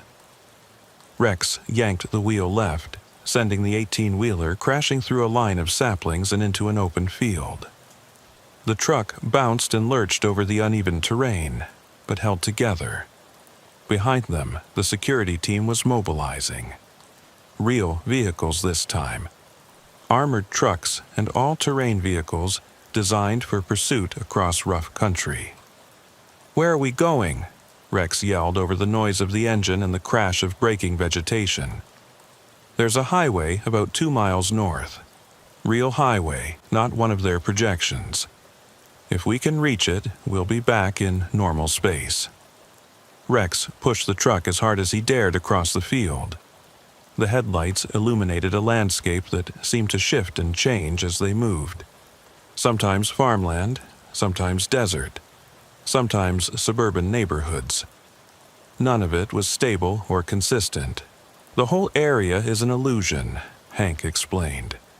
"They use a combination of drugs in the water supply and electromagnetic fields to create false environments.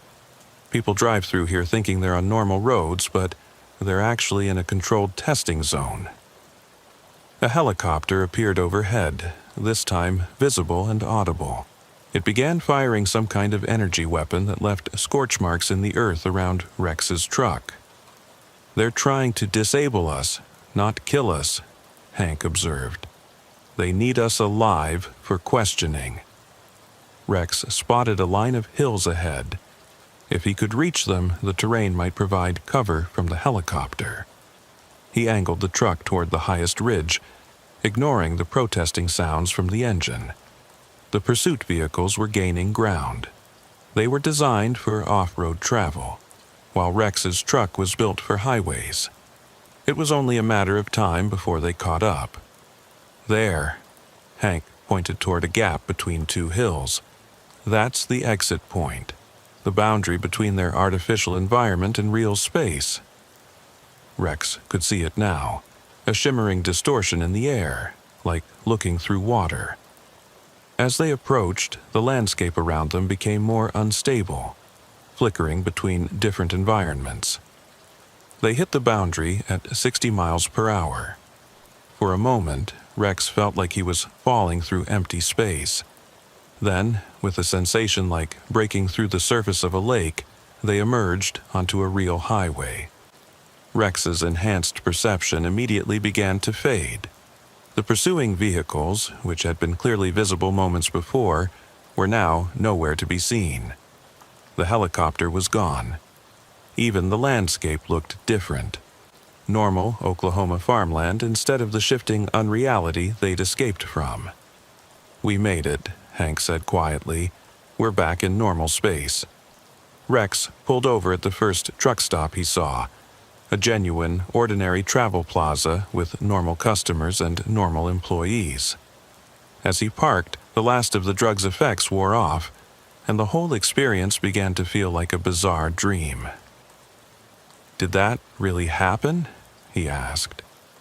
Hank was already getting out of the truck. "Some of it. Maybe all of it. The drug makes it hard to distinguish between enhanced perception and hallucination." "Where are you going?" "Tulsa, like I said. I have family there." Hank paused. "Rex, I need you to forget about tonight. The chemical company, the testing facility, everything. If you start asking questions, they'll find you." "What about you?" Hank smiled sadly. "I'm already dead. Have been for 3 days since I first took Compound 7. The person you picked up tonight was just an echo, a projection, created by the drug. The real Hank Jessup died in that laboratory." Before Rex could respond, Hank walked away into the truck stop, disappearing among the normal late-night travelers. Rex sat in his cab for a long time, trying to process what had happened. Eventually, he decided it had all been some kind of shared hallucination, triggered by whatever chemicals Hank had been carrying. Drug-induced paranoia amplified by isolation and darkness. But 3 weeks later, Rex read a news story about a chemical plant explosion outside Dallas.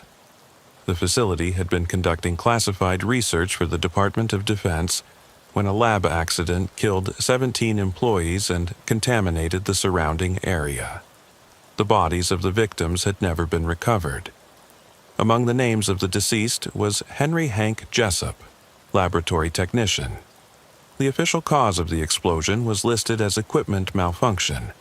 but sources close to the investigation suggested that someone had deliberately sabotaged the facility, stealing samples of experimental compounds before setting off the blast. The saboteur had never been identified. Rex never drove through that part of Oklahoma again.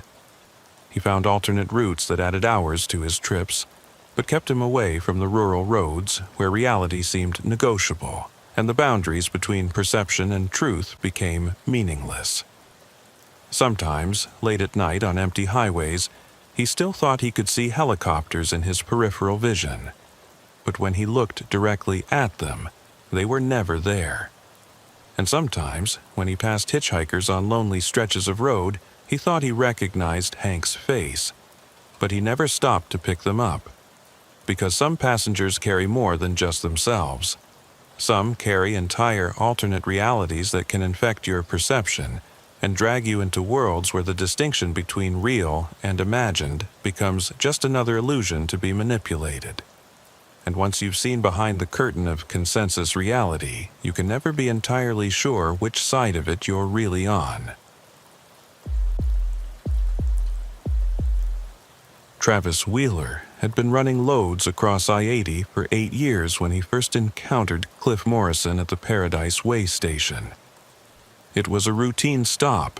Travis was hauling computer equipment from Sacramento to Denver, well under his weight limit, with all his paperwork in order. The kind of stop that should have taken 15 minutes and cost him nothing but time. Cliff was new to the station. Travis knew all the regular inspectors, guys who'd been working the scales for years, and understood that truckers were just trying to make a living. Professional relationships built on mutual respect. But Cliff was different from the start. Younger, maybe early 30s, with the kind of aggressive attitude that suggested he had something to prove.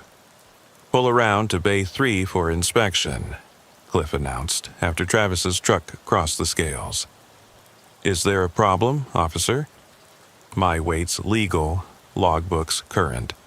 Random safety inspection. Happens to about 1 in every 50 trucks." Travis knew that wasn't true. Random inspections happened maybe once in every 200 trucks, and usually only when there was reason for suspicion. But he also knew better than to argue with DOT enforcement. These guys could make your life hell if they wanted to. Bay 3 was equipped with a hydraulic lift that could raise the entire truck for undercarriage inspection. As Cliff directed Travis to position his rig over the lift, Travis noticed another inspector watching from the office window. Older guy, gray hair, expression that looked worried. "Shut her down and step out," Cliff ordered. Travis complied, climbing down from the cab as Cliff began his inspection. What followed was the most thorough and aggressive examination Travis had ever experienced. Cliff checked every light, every brake line, every piece of safety equipment. He measured tire tread depth with a gauge and tested the air brake system twice. "Your 5th wheel pin's looking a little worn," Cliff announced, pointing to the coupling mechanism that connected the truck to the trailer. Travis looked at the pin. It was in perfect condition, well within safety specifications. "That pin's only 6 months old, just passed inspection in California." "California standards aren't Nevada standards. I'm writing you up for unsafe coupling device." The fine was $2,800. Enough to wipe out Travis's profit on the entire run. "I want a second opinion," Travis said. Cliff smiled coldly. "You can request a supervisor review, but it'll cost you a $500 administrative fee. And you'll have to wait here until someone's available. Could be several hours."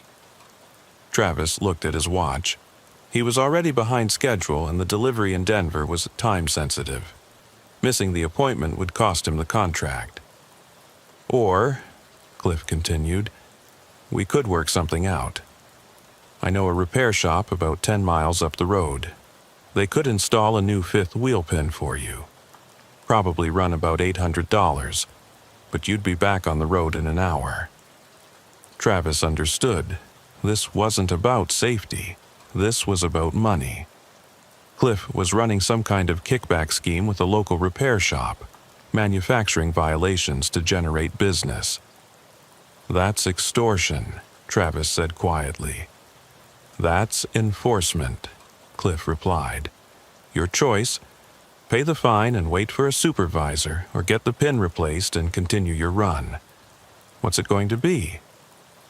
Travis paid for the unnecessary repair. He didn't have a choice.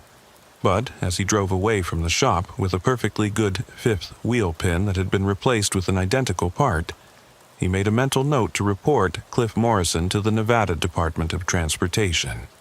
That report went nowhere. Travis received a form letter 3 weeks later stating that his complaint had been investigated and found to be without merit.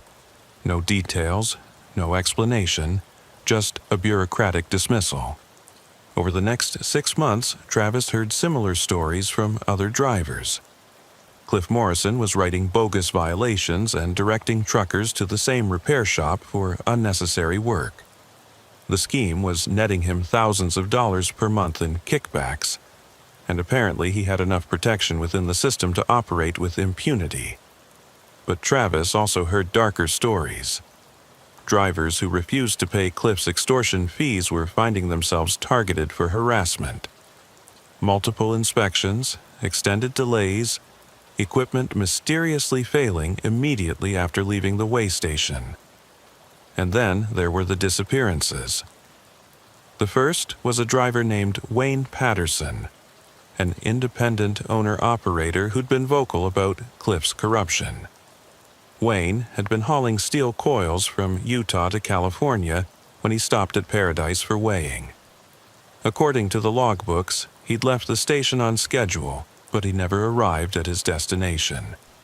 Wayne's truck was found 3 days later in a ravine about 30 miles south of the weigh station. He'd apparently lost control on a mountain curve and rolled down a steep embankment. Wayne was thrown from the cab and died instantly. The load of steel coils had shifted during the rollover, crushing the sleeping compartment of his truck. The official investigation concluded that Wayne had fallen asleep at the wheel. Case closed.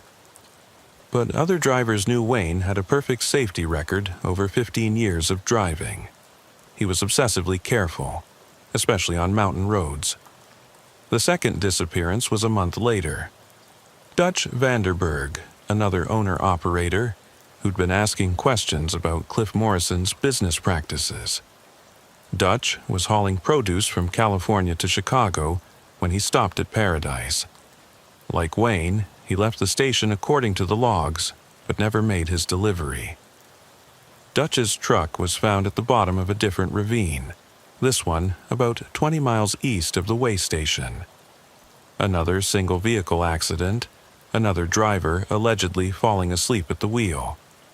Dutch's cargo of lettuce and tomatoes was scattered across the crash site, attracting coyotes and vultures.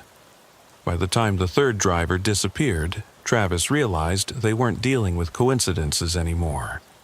Someone was murdering truckers who threatened Cliff Morrison's operation, and that someone had enough knowledge of the routes and enough resources to make the killings look like accidents. The third victim was Curtis Hendricks, a company driver who'd been gathering evidence of the corruption at Paradise. Curtis had been photographing the bogus repair orders and recording conversations with Cliff. He'd planned to take his evidence to the FBI field office in Reno. Curtis never made it to Reno. His truck went off the road on Highway 50, a notorious stretch of mountain highway known locally as the loneliest road in America. The vehicle burned after the crash, destroying Curtis and most of the evidence he'd collected. Travis knew he had to do something. The official channels were compromised and truckers were dying, but he also knew that if he acted openly, he'd probably become the fourth victim. So he developed a different plan. Travis started carrying a concealed digital camera during his runs through Nevada. Every time he stopped at Paradise, he documented his interactions with Cliff Morrison. He recorded audio of their conversations using his cell phone. He photographed the bogus violation notices and repair orders. More importantly, he began tracking the pattern of Cliff's extortion scheme. Which drivers were targeted, how much money was involved, where the victims were directed for repairs. He mapped out the entire network of corruption, from Cliff's initial shakedowns to the kickbacks from the repair shops. What he discovered was bigger than he'd imagined. Cliff Morrison wasn't just running a simple extortion racket. He was part of a larger criminal organization that included other DOT inspectors, local law enforcement, and several automotive repair businesses across Nevada. They were systematically fleecing truckers for millions of dollars per year, and when drivers threatened to expose the operation, they were eliminated. Travis documented everything: names, dates, amounts, locations. He built a comprehensive case file that would be impossible for authorities to ignore or dismiss. But he also knew that submitting the evidence through normal channels would be suicide. Too many people in the system were compromised. He needed a different approach. Travis contacted an investigative journalist named Sarah Martinez, who worked for a national trucking magazine.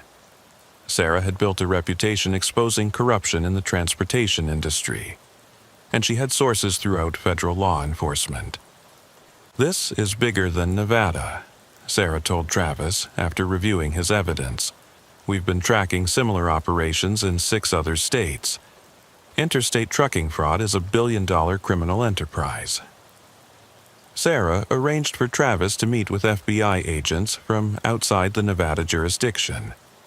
The meeting took place at a truck stop in Utah, away from Cliff Morrison's sphere of influence. Special Agent Robert Morrison reviewed Travis's evidence with intense interest. "Mr. Wheeler, what you've documented here constitutes a RICO case: racketeering, conspiracy, extortion, and possibly murder. We've been trying to infiltrate this network for 2 years. Why hasn't anyone been arrested?" "Because the corruption goes deeper than anyone realized. We have judges taking bribes, prosecutors who won't file charges, local cops who provide security for the operation. Your evidence is the break we've been waiting for." Agent Morrison explained the FBI's plan. They would use Travis as an undercover informant, equipping him with sophisticated recording equipment and surveillance gear. His job would be to continue documenting Cliff Morrison's activities while the FBI built cases against the entire network. "It's dangerous," Morrison warned. "If they discover you're working with us, you'll end up like the other 3 drivers." Travis thought about Wayne, Dutch, and Curtis.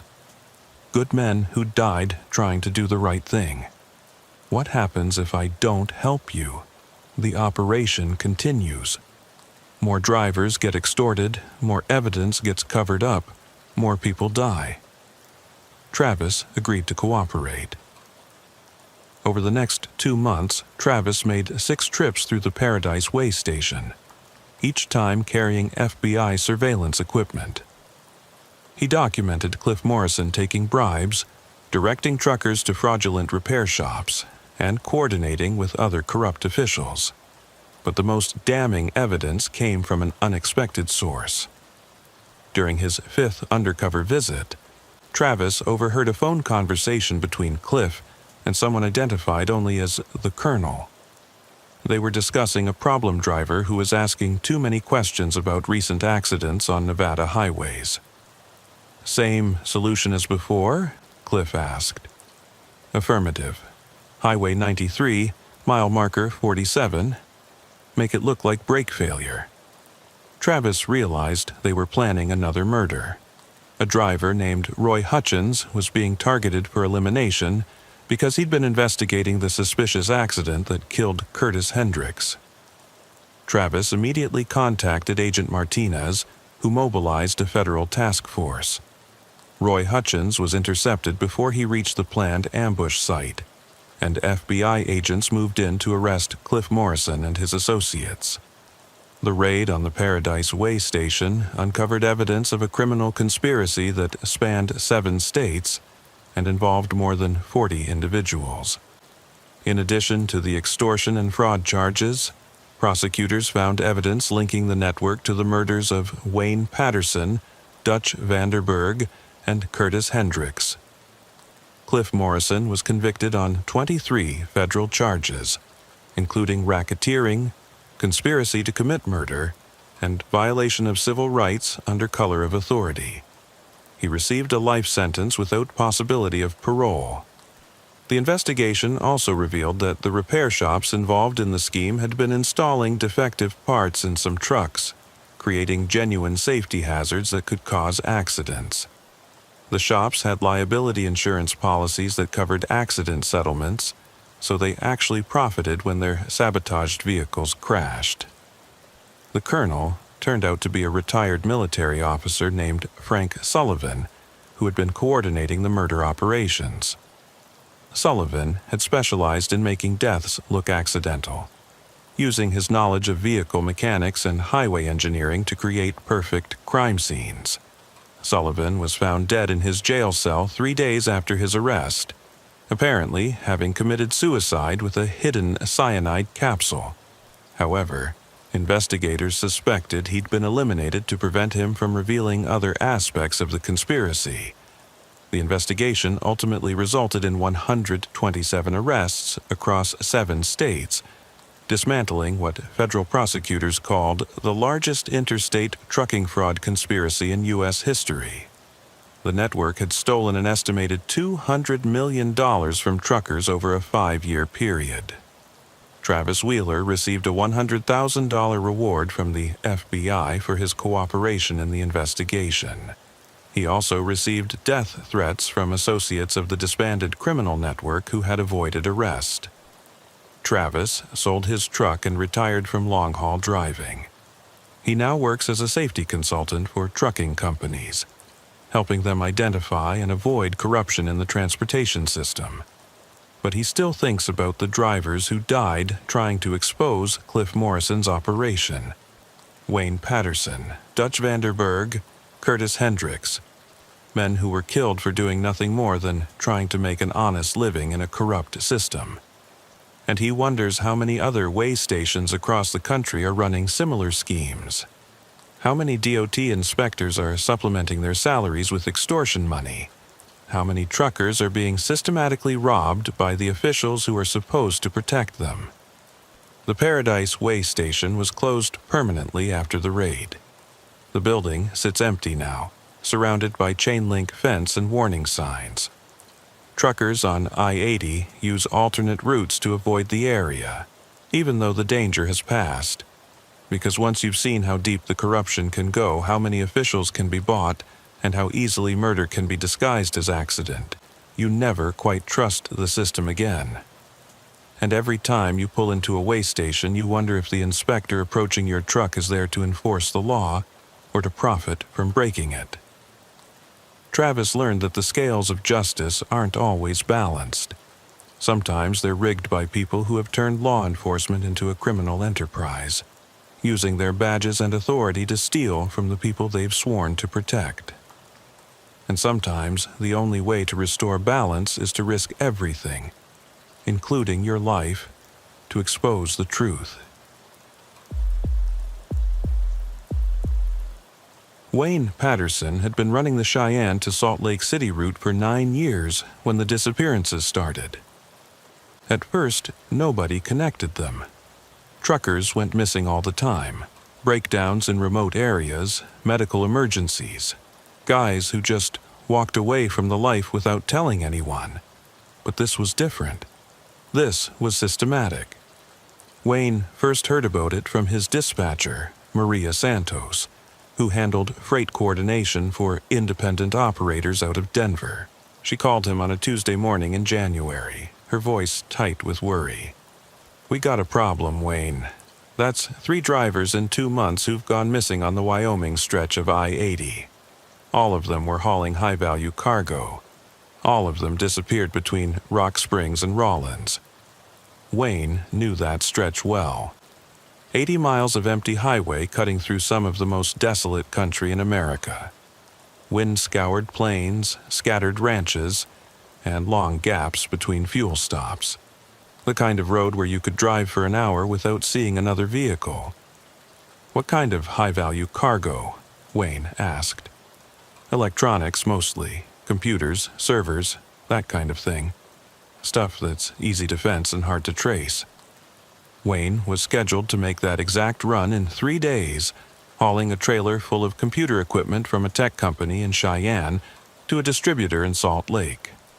The load was worth close to $2 million, exactly the kind of target that might attract hijackers.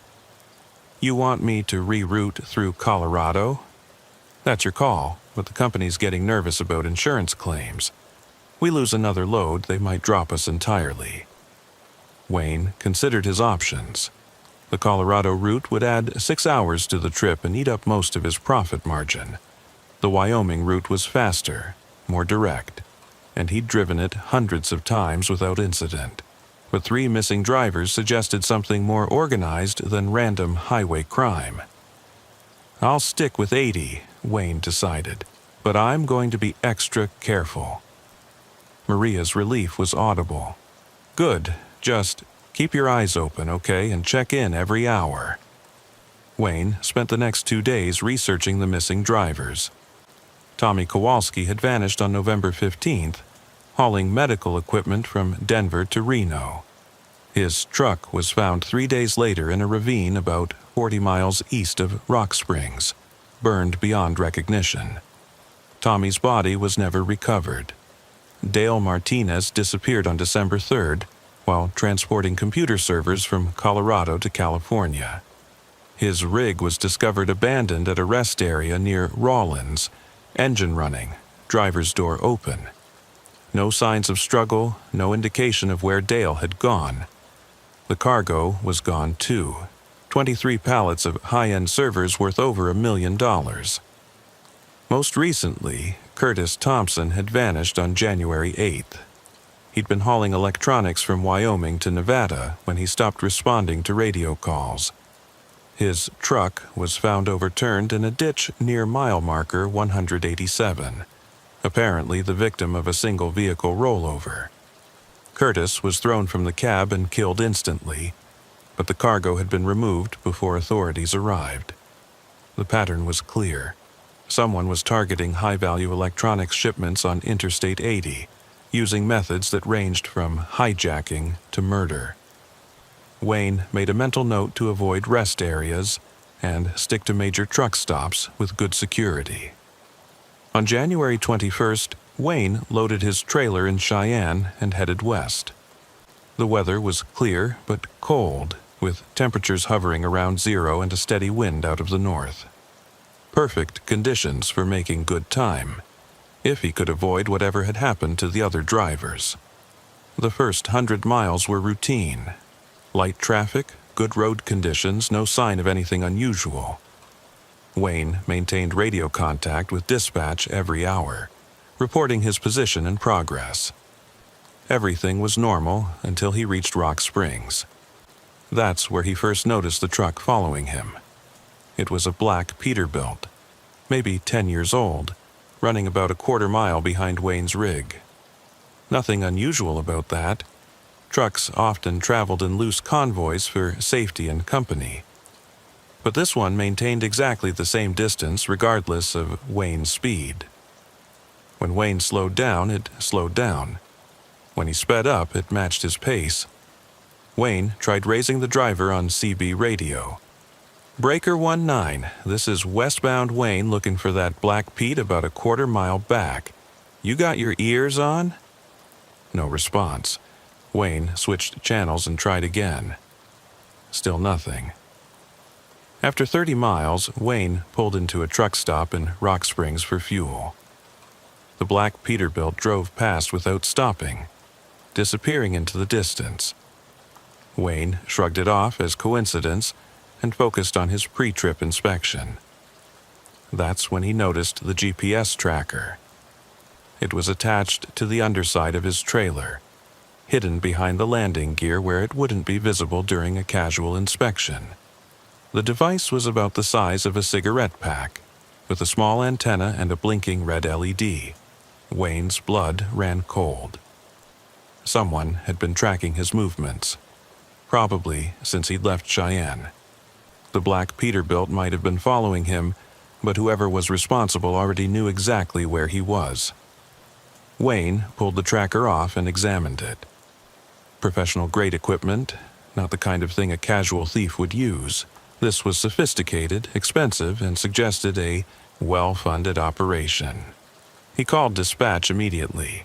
"Maria, we got a problem. Someone planted a GPS tracker on my rig." "What? Are you sure?" "I'm holding it in my hand. Military-grade hardware. Looks like it's been transmitting my location for hours." Maria was quiet for a long moment. "Wayne, I want you to turn around and come back. This is bigger than we thought. No way.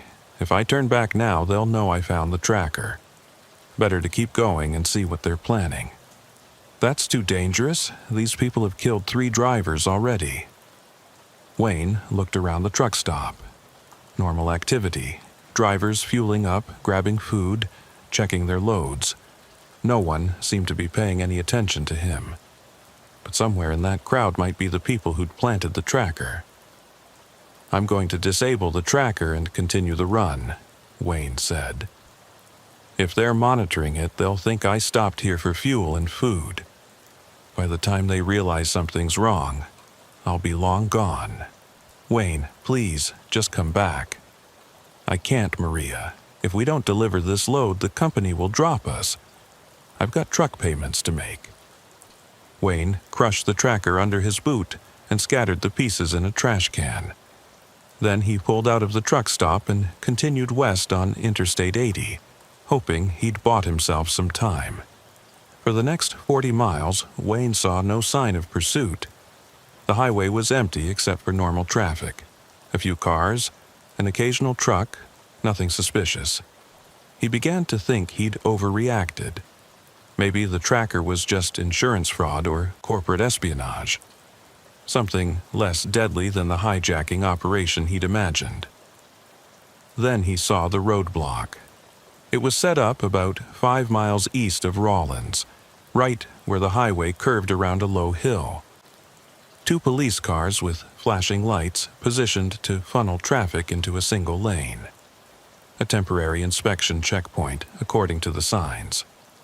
Wayne slowed his truck and joined the line of vehicles waiting to pass through. But something about the setup bothered him. The police cars were too clean, too new. The officers wore sunglasses despite the overcast sky, and their uniforms looked freshly pressed. Not like real cops working a highway checkpoint. As Wayne got closer, he could see that the inspection was cursory. Officers were waving most vehicles through after a quick glance at driver's licenses. But the trucks were being directed to a secondary inspection area behind a concrete barrier. Wayne watched as the truck ahead of him, a blue Freightliner hauling auto parts, was directed into the secondary area. 3 men in civilian clothes immediately surrounded the rig, while the driver was escorted to a small trailer that served as a temporary office. This wasn't a police checkpoint. This was a hijacking operation disguised as law enforcement. Wayne had to make a decision.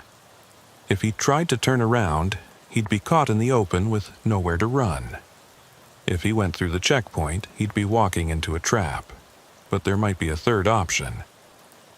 About a mile back, Wayne had noticed a dirt road leading off into the hills.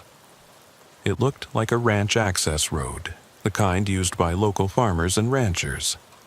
If he could reach it without being seen, he might be able to circle around the roadblock and continue west on back roads. Wayne put his truck in reverse and began backing down the shoulder, hoping the curve of the hill would hide him from the checkpoint. The maneuver was risky, backing an 18-wheeler down a highway shoulder in traffic. But he didn't have a choice. He made it to the dirt road just as he saw vehicles moving from the checkpoint. 2 SUVs with tinted windows heading in his direction at high speed. They'd spotted him. Wayne turned onto the dirt road and floored the accelerator, pushing his truck as hard as he dared on the rough terrain. The road was barely wide enough for his rig, with deep ruts and scattered rocks that threatened to damage his tires. Behind him, the SUVs had reached the dirt road and were giving chase. They were faster on the rough terrain, built for off-road pursuit. Wayne's truck was designed for highways, not ranch roads. The dirt road climbed into the hills, winding through scrub brush and rocky outcroppings. Wayne could see a farmhouse in the distance, but no signs of life. No help. That's when the shooting started. Wayne heard the first shots impact his trailer, sharp metallic pings that meant someone was firing at him with high-powered rifles. Not trying to kill him, just disable his truck. They wanted the cargo intact. A bullet shattered his passenger side mirror. Another punched through the back window of his cab, sending glass fragments flying. Wayne ducked as low as he could while still maintaining control of the truck. The dirt road curved around a hill and suddenly dropped into a narrow valley. Wayne could see buildings ahead, an old ranch complex that looked abandoned, barns, outbuildings, and what appeared to be a large equipment shed. Wayne made a desperate decision. Instead of continuing on the road, he drove straight toward the largest barn, hoping the building would provide cover from his pursuers. He crashed through the barn doors at 30 miles per hour, sending splinters and debris flying. Inside, Wayne slammed on the brakes and brought his truck to a stop among rusted farm equipment and scattered hay bales. The barn was bigger than it had looked from outside, with a high roof supported by massive wooden beams. Sunlight streamed through gaps in the walls, creating a pattern of light and shadow that might help conceal his truck. Wayne grabbed a tire iron from his toolbox and climbed down from the cab. Outside, he could hear vehicles approaching, engines, shouting voices, the sound of boots on gravel. "We know you're in there," a voice called from outside the barn. "Come out with your hands up and nobody gets hurt." Wayne didn't believe that for a second. These people had killed 3 drivers already. They weren't going to let him walk away as a witness. He moved to the back of the barn, looking for another exit. There was a small door that led to a corral area, but beyond that was open ground. No cover, no place to hide. The barn doors creaked as they were pushed open. Wayne could see flashlight beams cutting through the dusty air, searching for him among the farm equipment. "There's the truck," someone said. "Check if he's still in the cab." Wayne crouched behind a rusted cultivator, gripping the tire iron. 3 men were moving through the barn, dressed in military-style gear and carrying automatic weapons. Professional operators, not random highway criminals. One of them approached Wayne's truck and peered through the driver's window. "Empty," he called to the others. "Find him. Check everywhere." Wayne knew he couldn't hide forever. The barn was big, but not that big. Eventually, they'd search every corner and find him. His only chance was to create a distraction and slip out during the confusion. Near the back wall, Wayne spotted an old tractor with a full fuel tank. If he could create an explosion, it might give him the cover he needed to escape. Wayne worked his way toward the tractor, staying low behind the farm equipment. The searchers were methodical, checking every possible hiding place. They'd reach him in a few minutes. He unscrewed the fuel cap on the tractor and soaked a piece of hay in gasoline. Then he lit it with his cigarette lighter and threw it at the fuel tank. The explosion was bigger than Wayne had expected. The tractor fuel tank erupted in a ball of flame that instantly set fire to the hay and wooden equipment around it. Within seconds, the entire back section of the barn was ablaze. In the chaos that followed, Wayne made his break. He ran for the small door, burst through it, and sprinted toward the hills behind the ranch. Behind him, the barn was becoming an inferno, with flames reaching toward the wooden roof beams. Wayne ran until his lungs burned, following a dry creek bed that provided some concealment from the burning barn. When he finally stopped to catch his breath, he could see smoke rising from the valley behind him. His truck was gone, along with the $2 million cargo, but he was alive, which was more than could be said for Tommy, Dale, and Curtis. Wayne hiked for 6 hours through the Wyoming wilderness before reaching a county road. A rancher picked him up and drove him to the sheriff's office in Rawlins, where Wayne told his story to a skeptical deputy. "Let me get this straight," the deputy said. "You're claiming there's an organized hijacking ring operating fake police checkpoints on Interstate 80? I'm telling you what happened. They've killed 3 drivers already." "We'll look into it," the deputy said, but his tone suggested he thought Wayne was either lying or delusional. Wayne spent the night in a motel and called Maria the next morning. "Thank God you're alive," she said. "We lost contact with you yesterday afternoon." "What happened?" Wayne told her everything. The GPS tracker, the fake checkpoint, the chase through the hills, the burning barn. "Wayne, I'm sorry, but the insurance company is refusing to pay out. They're calling it driver negligence. They're saying you deliberately destroyed the cargo to avoid delivering it." "That's insane. I saved my own life." "I know. But without proof of the hijacking ring, it's your word against their investigators." Wayne's career was over. The insurance company blacklisted him, making it impossible to find work with any reputable trucking company. The story he told was too fantastic for most people to believe. Fake police checkpoints, professional hijackers, military-grade tracking equipment. But Wayne knew the truth. Somewhere in Wyoming, a criminal organization was running a sophisticated cargo theft operation, using law enforcement disguises and professional equipment to steal millions of dollars worth of electronic shipments, and they were killing anyone who got in their way. 3 months later, Wayne read a news story that vindicated him. FBI agents had arrested 7 members of a cargo theft ring operating across 4 western states. The group had stolen more than $50 million worth of electronics, pharmaceuticals, and other high-value goods over a 3-year period. The operation was run by a former military officer named Colonel Frank Morrison, who had recruited a team of ex-soldiers and corrupt law enforcement officers. They used fake police checkpoints, GPS tracking, and professional equipment to identify and steal high-value shipments. The investigation revealed that the group had killed at least 6 truck drivers who had discovered their operation or refused to cooperate. Tommy Kowalski, Dale Martinez, and Curtis Thompson were among the confirmed victims. Colonel Morrison was found dead in his jail cell before trial, apparently having committed suicide with a hidden cyanide capsule. Several members of his organization received life sentences, but authorities believed other cells were still operating in different parts of the country. Wayne received a settlement from the FBI's Victim Compensation Fund, but it wasn't enough to restart his trucking career. He now works as a security consultant for shipping companies, helping them identify and avoid cargo theft operations. The AA-80 corridor through Wyoming is still considered a high-risk area for valuable shipments. Professional drivers know to avoid stopping at isolated locations and to report any suspicious activity immediately. But Wayne knows the real lesson of his experience.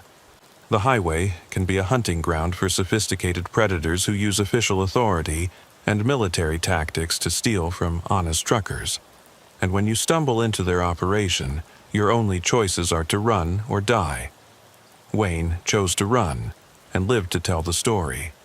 But he'll never forget the burning barn, the professional killers, and the moment he realized that sometimes the most dangerous thing on the highway isn't the weather or the terrain. Sometimes it's the people who are supposed to protect you. The fake checkpoint on Interstate 80 was shut down after the FBI raids, but Wayne knows that somewhere else, on some other highway, another Colonel Morrison is setting up another operation. Another group of professional thieves is using badges and uniforms to steal from truckers who are just trying to make an honest living. And the next driver who discovers them might not be lucky enough to escape. Because in the cargo theft business, there are no witnesses, only victims and survivors. And the difference between the two often comes down to split-second decisions made on dark highways in the middle of nowhere. Wayne made the right decision. He survived to expose the truth about one of the most sophisticated criminal organizations ever to target America's trucking industry. But he paid a price for that survival. His career, his livelihood, and his faith in the system that's supposed to protect honest drivers from the predators who hunt them on the lonely roads of America. The sleeper route through Wyoming is quiet now, patrolled by real law enforcement and monitored by legitimate security systems. But Wayne knows that the criminals have just moved to other highways, other states, other routes where valuable cargo travels through isolated country. And somewhere out there, another truck driver is approaching another fake checkpoint, about to face the same choice Wayne faced: cooperate with professional killers or fight for survival against impossible odds. Wayne hopes the next driver is as lucky as he was. But luck isn't something you can count on when you're hauling $2 million worth of cargo through the loneliest highways in America. Sometimes survival comes down to being smarter, faster, and more desperate than the people who want to kill you. Wayne learned that lesson in a burning barn in Wyoming, surrounded by professional killers who treated cargo theft like a military operation. He survived. But others weren't so fortunate. And their ghosts haunt every mile of highway where truckers carry valuable cargo through dangerous country, knowing that somewhere in the darkness, predators are watching and waiting for the next opportunity to strike. The sleeper route earned its name because it looks peaceful and safe. But Wayne knows the truth about that stretch of highway. It's where drivers go to sleep forever. Dutch Callahan thought he'd seen everything in 26 years of long-haul trucking. Roadside murders, drug deals gone wrong, human trafficking operations running out of seemingly legitimate businesses. But what he witnessed at the Desert Rose truck stop changed his understanding of how dark the highway could really get. Dutch was running electronics from Phoenix to Albuquerque when he pulled into the desert. Rose around 11:30 p.m. on a cold December night. It was one of those sprawling truck stops that had grown organically over the decades. Fuel islands, a diner, a convenience store, shower facilities, and a maintenance garage, all connected by cracked asphalt and flickering neon signs. The place had a reputation. Not a good one. Drivers talked about it in truck stop parking lots and CB conversations. Always in lowered voices. Always with the understanding that some things were better left unspoken. The Desert Rose attracted a rough crowd. Independent operators who didn't ask questions about their cargo, company drivers who'd been blacklisted from better routes, and people who weren't drivers at all but found the truck stop useful for other purposes. Dutch usually avoided the place, but he was running behind schedule and needed fuel.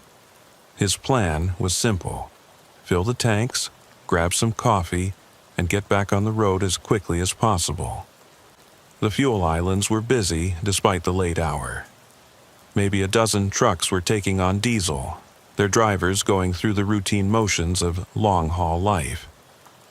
Dutch pulled up to an open pump and began the familiar process of fueling his rig. That's when he noticed the women. They were scattered around the parking lot, some standing near the building, others approaching drivers at the fuel pumps. Even in the dim lighting, Dutch could see they were young. Early 20s at most, some possibly younger. They wore minimal clothing despite the cold night air, and moved with the careful, practiced gestures of people working. Prostitution around truck stops wasn't unusual.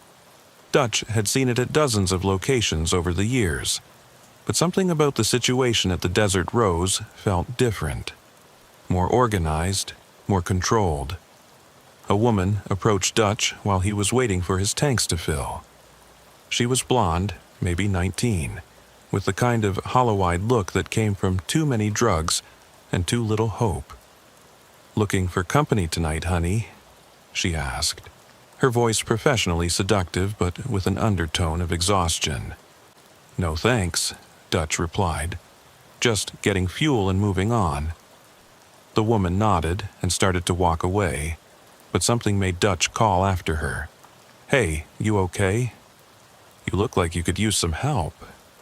She turned back, and for a moment her professional mask slipped. Dutch saw genuine fear in her eyes, quickly replaced by wariness. "I'm fine," she said. "Just working.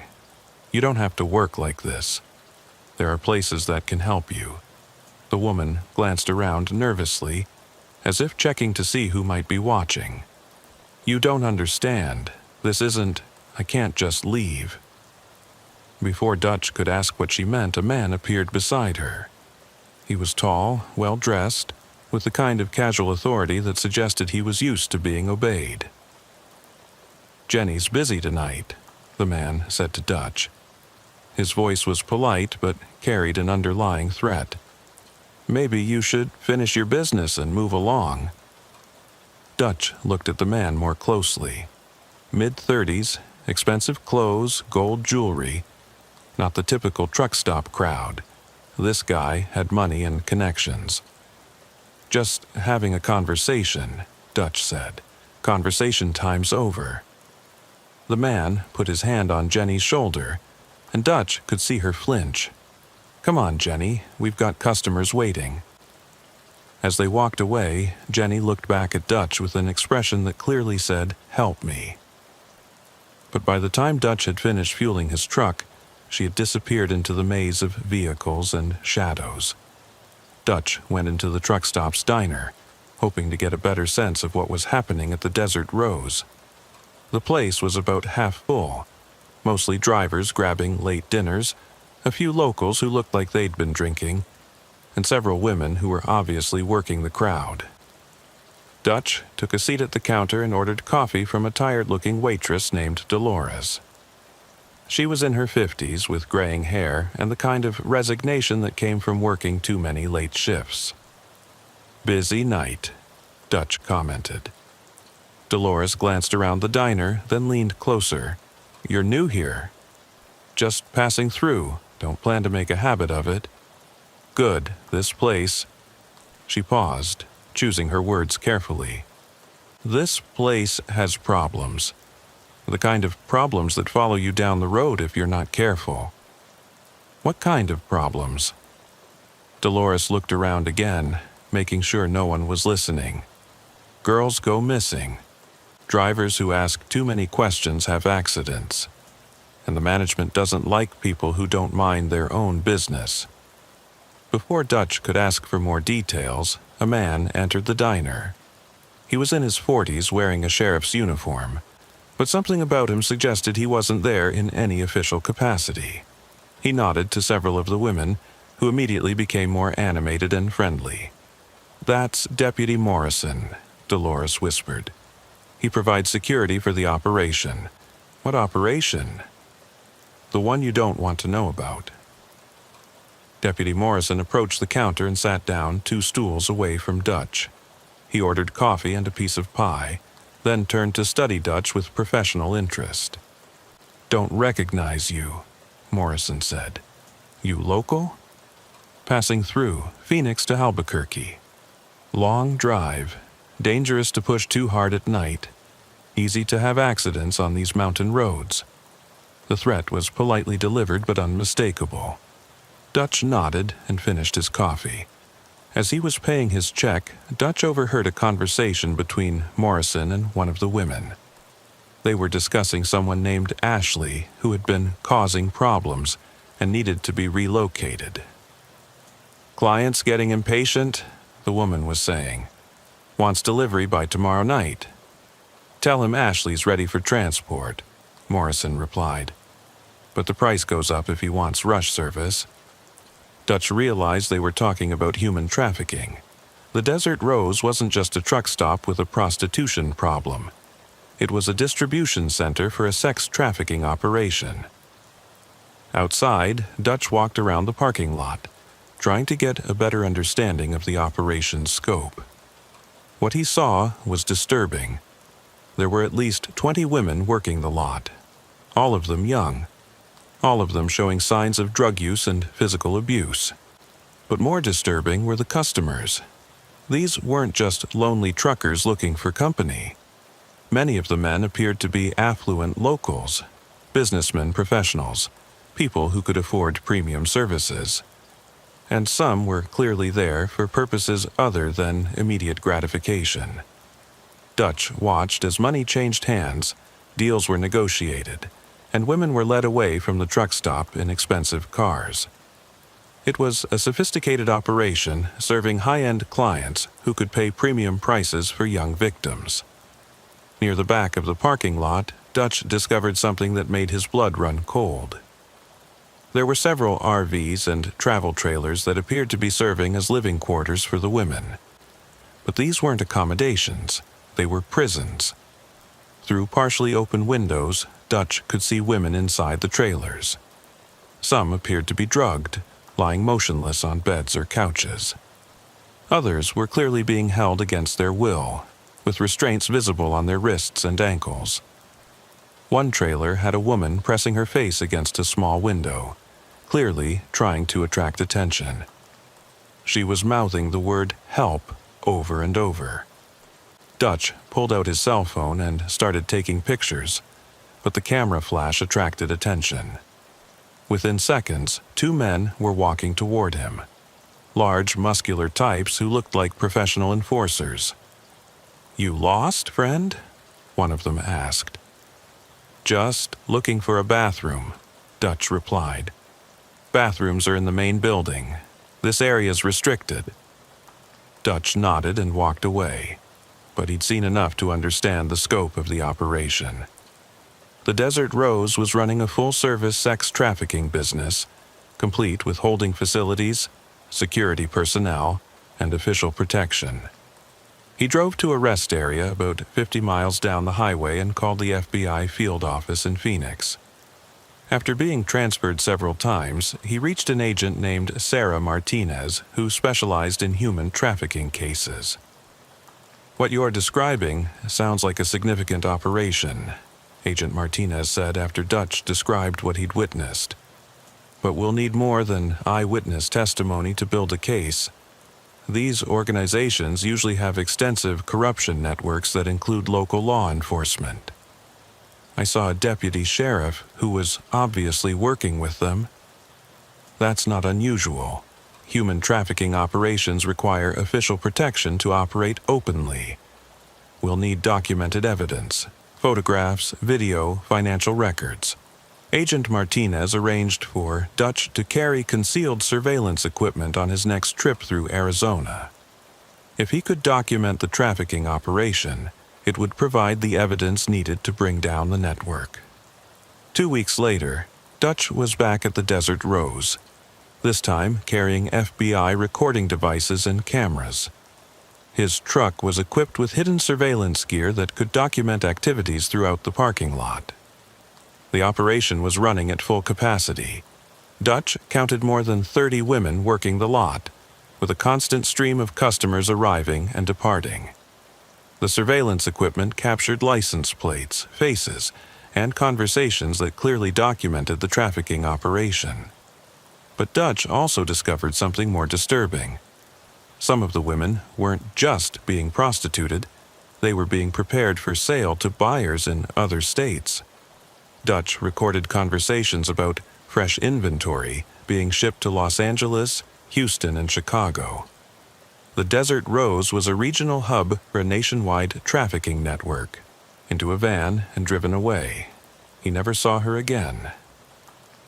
The following night, Dutch overheard a conversation between Deputy Morrison and the operation's apparent leader, a man everyone called the Colonel. They were discussing a problem with federal surveillance. "Someone's been asking questions," the Colonel said. "FBI agents have been making inquiries about missing women." "Local problem or federal?" Morrison asked. "Could be both. We may need to shut down for a while, relocate the inventory." Dutch realized they were planning to move the operation before law enforcement could act.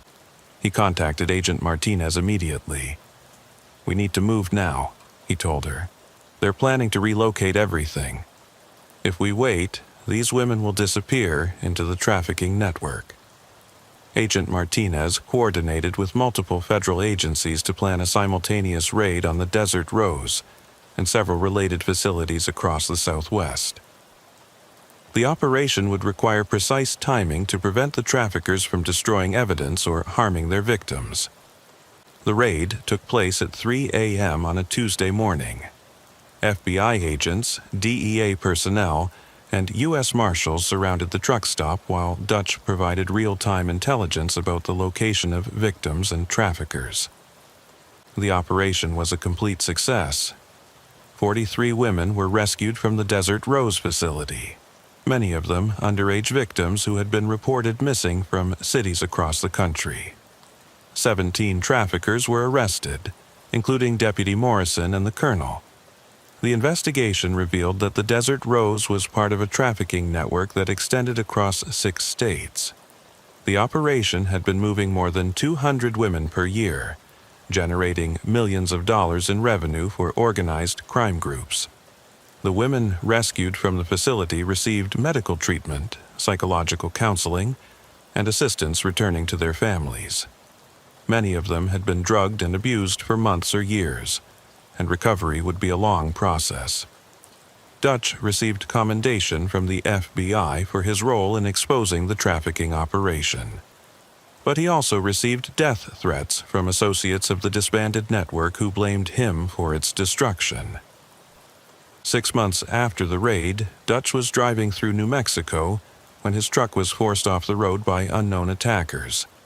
He survived the crash but was left with permanent injuries that ended his trucking career. The official investigation concluded that the crash was caused by mechanical failure, but Dutch knew better. The trafficking network had long reach and longer memories. They had sent a message that cooperation with law enforcement came with a price. Dutch now works as a victim's advocate, helping survivors of trafficking rebuild their lives. He also speaks to truckers about recognizing signs of human trafficking and reporting suspicious activities to authorities. The Desert Rose truck stop was permanently closed after the raid. The building sits empty now, surrounded by chain-link fence and weeds. Local authorities have discussed demolishing it, but bureaucratic delays have left it standing as a reminder of the horrors that once took place there. Dutch still drives sometimes, but only during daylight hours and only on routes he knows well. He's learned that the highway can be a hunting ground for predators who exploit the isolation and anonymity of truck stop culture. And he's learned that some of those predators wear badges, carry official authority, and operate with the protection of corrupt officials who profit from human misery. The women he helped rescue have mostly disappeared back into normal lives, trying to forget their experiences at the Desert Rose. But Dutch remembers all of them, their faces, their stories, their courage in surviving horrors that most people couldn't imagine. He keeps their photographs on his desk, a reminder that truckers see everything on America's highways. The good, the bad, and the unspeakable. And sometimes, when you see something unspeakable, you have to decide whether to keep driving or stop and fight. Dutch stopped and fought. And while he paid a price for that decision, he also saved lives. Dozens of young women who were being consumed by a system that treated them as merchandise are now free, because one trucker decided that some things were worth the risk. The night shift at the Desert Rose is over. But somewhere else, on some other highway, another truck stop is running another operation. Another group of predators is exploiting another group of victims. And hopefully, another trucker is watching, recording and preparing to risk everything to shut them down. Because that's what the job requires sometimes. Not just moving freight from point A to point B, but bearing witness to the darkness that hides along America's highways, and when necessary, carrying that witness to authorities who can act on it. The road sees everything, and sometimes the road fights back.